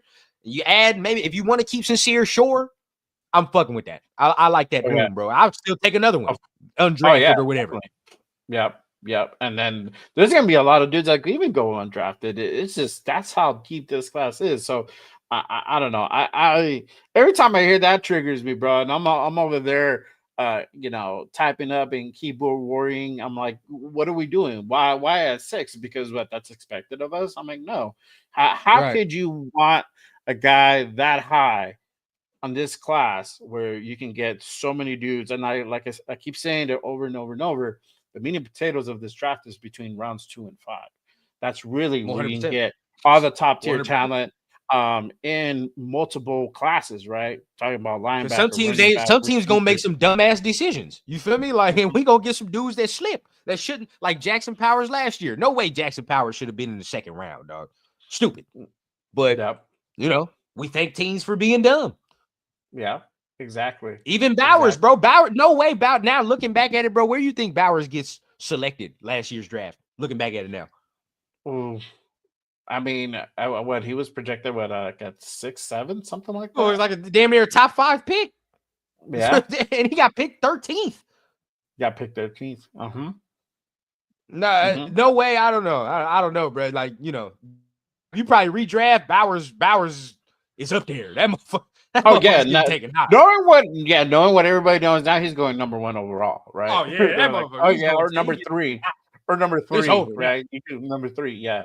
So now it's like, if you look back at a lot of drafts, especially with us, but if you look back at a lot of drafts, bro, a lot of teams do some dumbass things that they probably shouldn't do. So if you're just a good drafting team, which I feel like we're going to be this year, we're gonna be on the come up, bro. We're gonna be on the come up. Yeah, there we go. I like what Gio said. Yep, Khalil Mullins, baby. Yep, Khalil Mullins. Yep.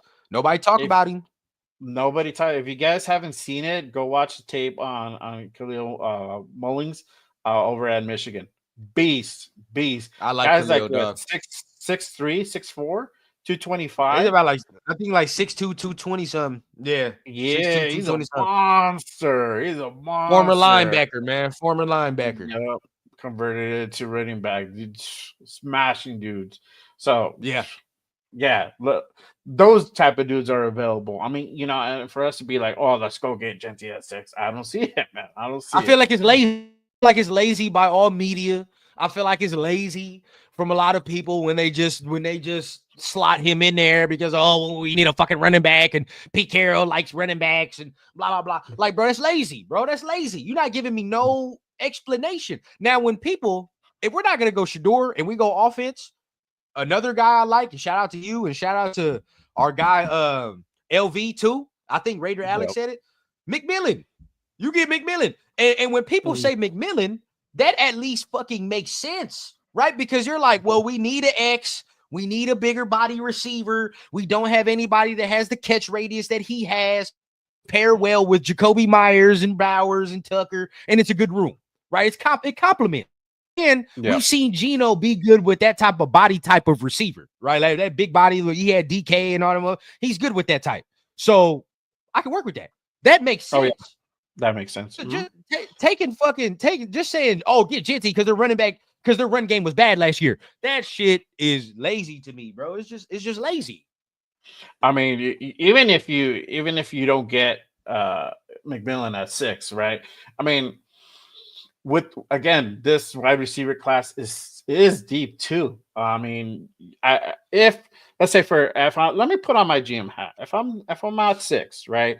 Shador's not there. He gets snatched up, and I have the opportunity to get Mason Graham. I'm getting Mason Graham. If he's not there, if he's not there, all day and night. Yeah, if he's not there, then I'm trading back because I've seen the projections for Will Johnson. Will Johnson goes back, I think even at 10 or a little bit farther than that, but he's still top 15 for sure. So I can make a trade with Dallas. Yeah, because they'll fucking if they want Genty at 6, so be it. They'll definitely buy Genty at 6. Yep. Give me another second. Give me another third. I'll give you your guy. You can have him for sure. And then I can go ahead and get Will Johnson at 12, or I can go ahead and get a top wide receiver, right? Umika from Buka. I like him. Yeah, I like Buka. him. Yeah. He's nice. Yeah. He's nice. Right.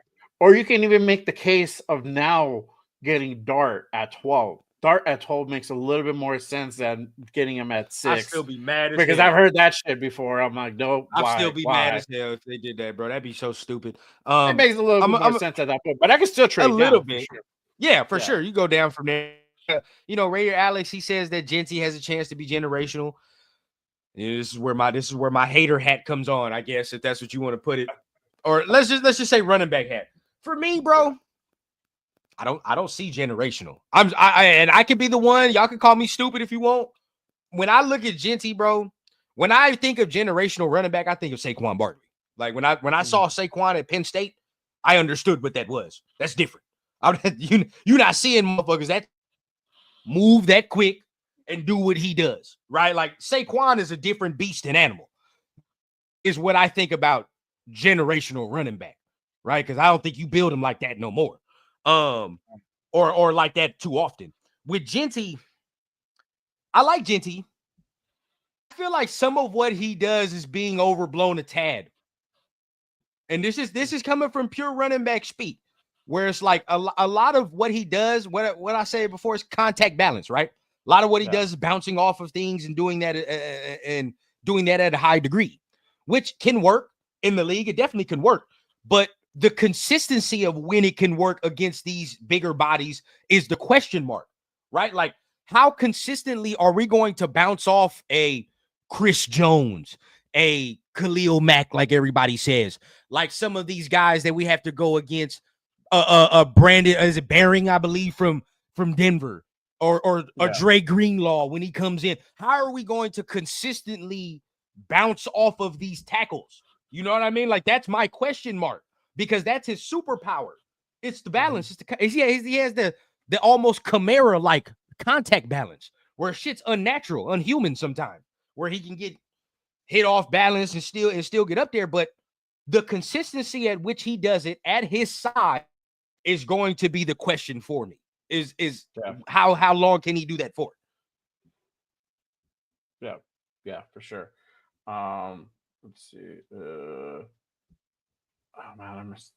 Okay, so Gio says trade down and pick up Higgins and O-line. Yeah, bro. I mean, that's where you can do something like that if Shadur's not there, if Graham is not there. You can go ahead and trade down in that situation, which I'm up all for it. You know, like you can try to do best player available, but I mean, look at what would be picked if you're at 6, right?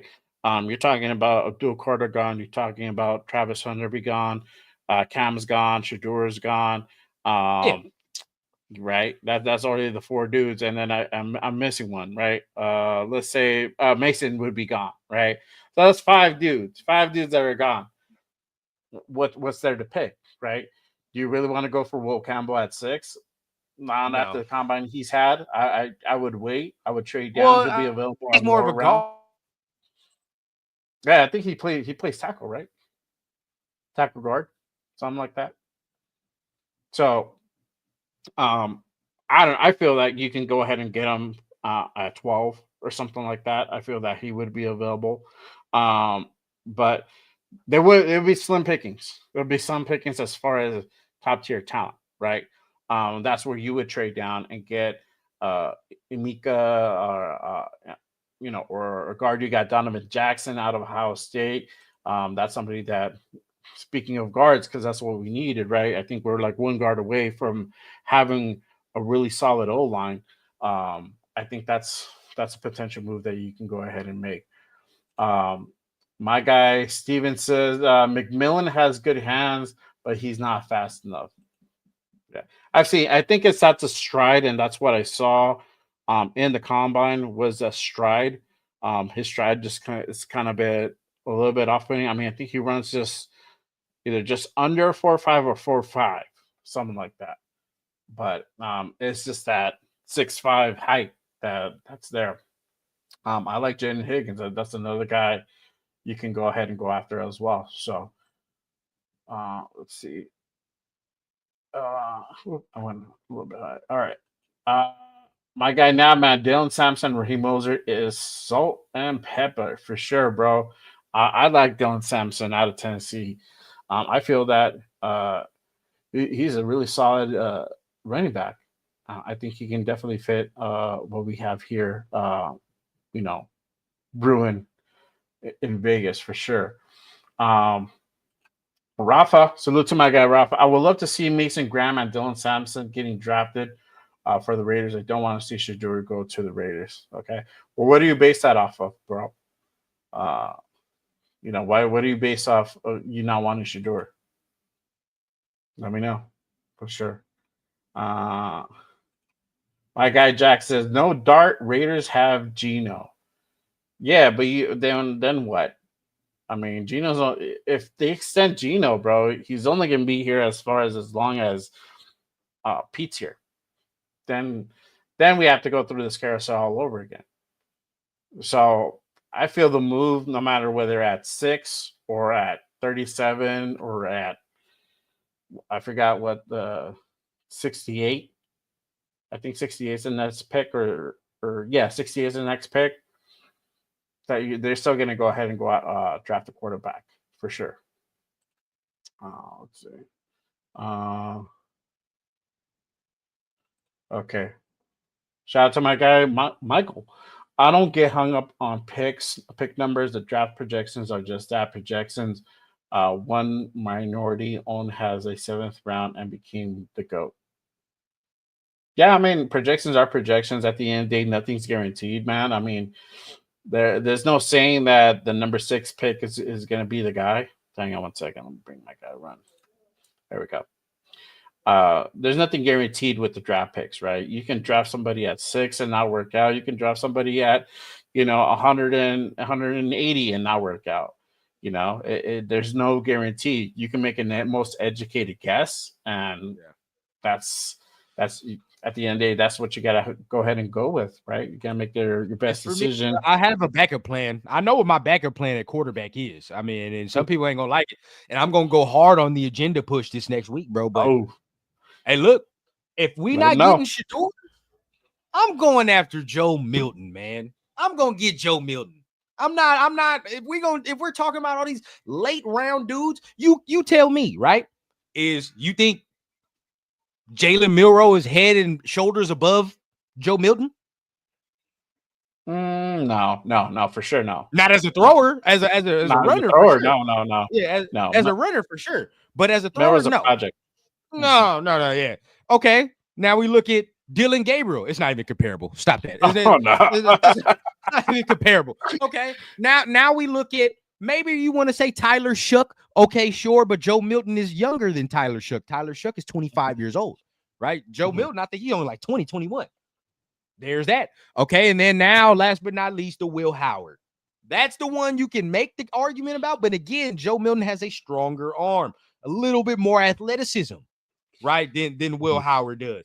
For me, bro, if we're talking about developmental guy, what I saw from Joe Milton last year when he played preseason and even that regular season game, I'm gonna take Joe Milton, dog, because I only got to give up like a 5th, 6th round pick. Feel me? And that's and with Milton, with Milroe, with Howard, you'd have to spend a 3rd, right? Like you're gonna have to spend a 3rd round pick, and that's Oh, Joe Milton 25? Is he 25? Shit, he already got if he's 25, I'll take a year in the league as well, though. A year in the league is cool for me. At least he already got 1 year in his belt. I'm still taking it, though. So you take him, he got 1 year under his belt. Just for me, bro, I've seen him in NFL competition. I only got to spend a 5th round pick, premium 3rd round capital. I probably don't have to have no more because now we only got 1 3rd round pick. So it's like, it is what it is. Yeah, they not getting no 4th. Yeah. I saw what my guy Dre says they can want all they want. They not getting no 4th. It's not happening. 5th round, take the 5th round, baby. Round. Yeah, exactly. And just so you guys know, I mean, they got Drake May. They picked up Joshua Dobbs this week as well. So then they got they're gonna get they have Milton there. So that's why you're seeing like, hey, Pats are looking to go ahead and make a trade for Milton, see who's interested, right? And as we get closer and closer to the draft, or even after the draft, that's where you probably have offers that come through, right? Bro, y'all do me a favor, bro. Just go rewatch that last game he played last year. Just do me a favor. Just go rewatch it, bro. And I don't even talk about highlights. If you want to watch the highlights, fine. But if you want to go in depth, watch the film too, bro. I'm telling you, go watch that game. And that was enough for me to be like, nah. I'm not. He's better than some of these other dudes in the draft, bro. That's just me personally. Yeah. There you go. I'm not mad at that. I know the Joe Milton talk had died down, but now that he's pushing really on the trade block, that might be a move too. So that either can happen after the draft or before the draft. Never know. Let's go ahead and take some more more comments, more questions from the chat. We're gonna wrap it up pretty soon. We're heading over to a 2-hour mark. Again, appreciate the 100 people in the building. Salute to you guys. Make sure you guys check in, head over to the channels and hit that subscribe button. Click those thumbs, help the algorithm, and support the shows for sure, 100%.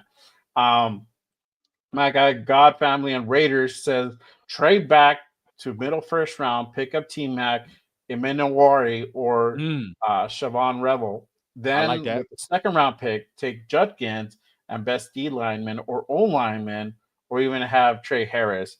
If no wide receiver in 2nd, Jaden Higgins in 3rd. Facts, not bad. They already have a top 30 visit with Malachi Starks and Eamon Wari. So they got a top 30 visit. They coming in. Yeah, they coming in. Oh yeah. So there's guys that are gonna come in and do like private workouts at our facility. Dudes that we like out at the combine, invite them over, have them go ahead and do some workouts and really see what they can do. Along that list, it would be Cam and Shador for sure. But guys like Imanori, couple of receivers out there for sure as well.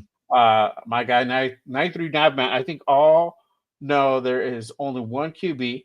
Maybe that would be the first rounder last year, and it's not Sanders. Who? Who? Who? Stop it, bro. Stop it. We're not gonna play that game right now.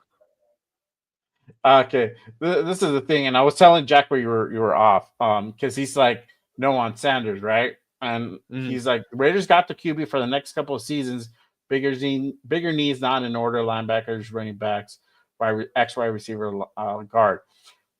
But Gino's only here for the time that Pete's here. What are you gonna do after that? If you don't have a plan in place, we're gonna be back right in the same position as we were the last 2 years, going through a quarterback carousel. I'm not want to go through that. That's such an important position. You need to have an answer. You need to have. I'm not with that, bro. And Nav, man, I mean, I'm sorry, bro. I watched JJ McCarthy and Bo Nix get picked in the first round last year. To tell me Shador is not a first rounder is wild, asinine. When I literally saw them two dudes get picked last year. And they're not. I don't care what you say. Yeah, they got picked in the first round. They're not first round picks. They're second round picks. That's how I feel. But for me, you're completely right, bro. This is 2-3 years. That's nothing. We need more. You need more as far as so you're never in this situation again. To say, all right, bro. Well, we got the plan, we got the backup, we feel comfortable with that. All right, we continue. Yeah, for sure. Pig says I would have drafted Joe Milton to work under AP, but Tom said they did not consider any of the lower round QBs. Well, I mean, Tom didn't really give a fuck about the job anyway, so it doesn't even matter. Yeah. Tom was doing bare minimum, dog. I'm gonna let y'all in on a secret. Tommy T was doing bare fucking minimum. All right, God Family Race says Milton played against backups that game, not the best eye test. Them backups would beat any college team right now. Yeah, he's talking about like what's out there in the draft. Yeah, Jaden Higgins could end up going higher than these mocks say. Could argue he's right there with T-Mac. I know his draft, he did have a really, really good combine. He was fast. Obviously, he's that tall receiver. Maybe late first rounds. I don't know if you would put him up there with T-Mac, bro. You're talking about top 10. No, fuck no, top 10 receiver, but he's up there as far as what he can do. He's definitely a second round pick to me, second or third round pick. Yeah, for sure. Eric Raiders, Salute Nation. Yeah, we missed out on Beckman. Yeah, brother. Yeah, somebody said it earlier. He is going to be playing guard, so yeah. Oh, okay. So he's going to end up playing guard after all. Yeah, he's going to play guard. Yeah. I mean, I don't know what the dealings, but I'm pretty sure we were talking to him. I think the price tag was just probably too much. Yeah, see what he did. See what happens. Yeah. So Robert says, I'm making money on this team for sure, finding it out with the Chargers for last. Okay. Man, you gotta be positive, bro. Hey. I want that negativity, my guy. I don't know about that. We'll see how it goes. Yeah. So the real answer is defense. Look at Philly this year. Yeah. So I don't think we're done at defense. I mean, there was a lot of signings defensively. That's what we had this week. I still think that's still going to come through the pipeline. I don't see that really stopping, especially with Pete being a defensive-minded guy, right? For sure. So I don't see that. I don't see that stopping for sure. Nah, I don't see it either.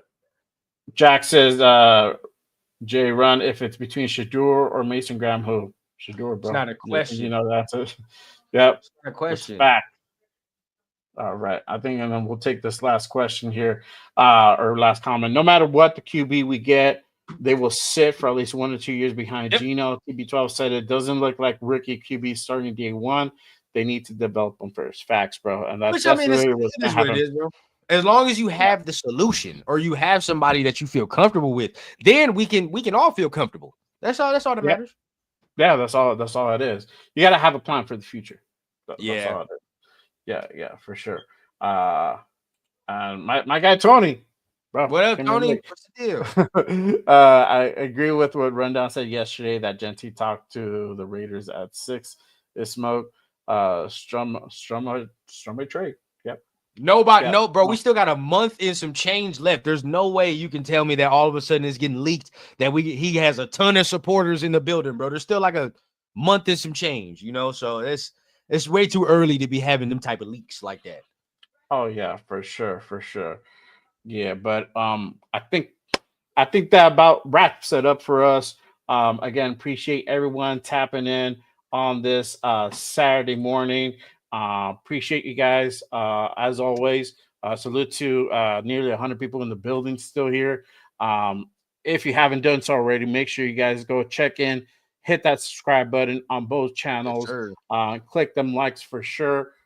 Even on Radio Nation Live, everybody tapping in. If you're new over there, make sure you guys head over there and give them a subscribe as well. And then let Run go ahead and let them know what you have going on this week. And I'll go after that.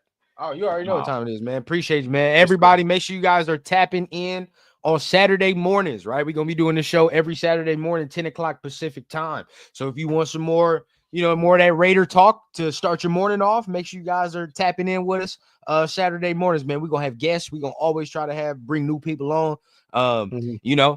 As far as my solo channel, right, this week we're going to start tapping into more draft content. So make sure you guys are tapping in with me. Keep your notifications on. Keep all, what you got to keep on. Because we're going to be doing some more draft content this week, tapping in with some prospects, tapping in where we can go. If the Raiders make some signings, sure, but we're really going to be getting into the draft and things of that nature, man. So make sure everybody stays up to date with what we got going on the rundown, bro. You already know what time it is, bro. And appreciate my guy Jay, man, for inviting me on this show right here, man. We can go ahead and share this. Bro, it's my pleasure. Thank you, man. It's an honor. Thank you for being on the show. Make sure you guys tap into State of the Nation on Tuesday, 7 p.m. With my guy Run and Tito Linus, my other guy, my co-host on Wednesdays. They do the show on Tuesdays, so make sure you guys are tapping in for that. And like we said, we actually have guests booked up for the next month, bro. That we have working, lined bro. up. We're working. We're making shit happen, bringing great content for you guys. Feel me? I love it, bro. I love it, man. I asked people what I needed to add to my show. They said more interviews. So you know what? We gonna get the people what they want, man. Boom.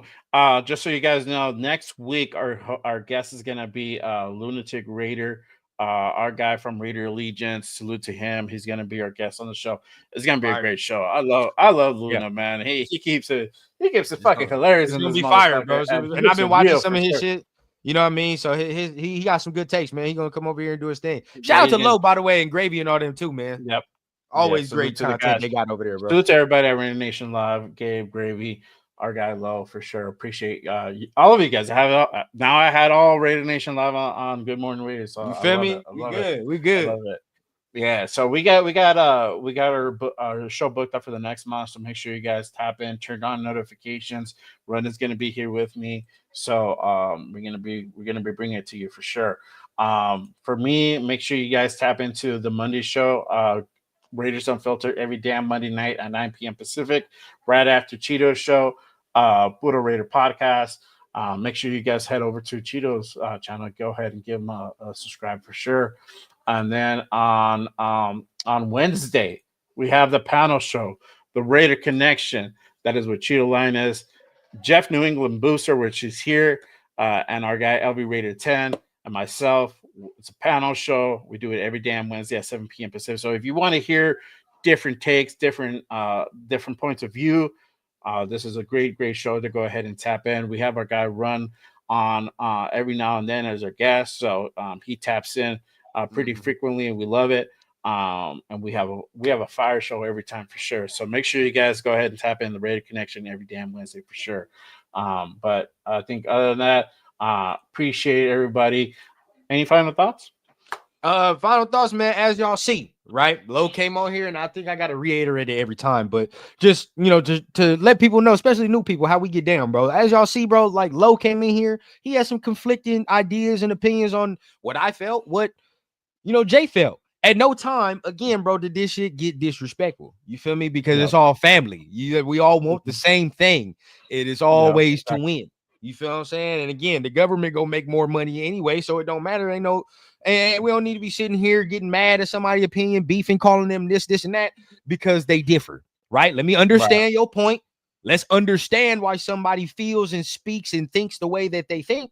And then from there, you give your opinion. If you still can't meet in the middle, then it is what it is, so be it, right? But that's what needs to happen more within the nation, bro. It's too much bickering, it's too much bitching back and forth, bro.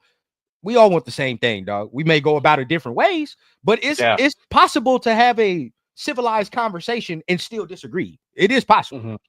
Yeah, exactly. The goal is always for the Raiders to get back to winning form and win a Super Bowl. That's always the goal. That's always the goal. No matter how you slice it up, we just differentiate how to go about it. That's all. Yep. But I agree with you 100%. We just need to be more united at all levels, not just on the content creator side, but even just the regular fan base. Yeah, just how we go about shit for sure. All about that. But I think that's well put. But other than that, I think that's pretty much it for us. Again, appreciate everyone tapping in. Make sure you guys hit that like and subscribe button for sure. And then we'll see y'all next time.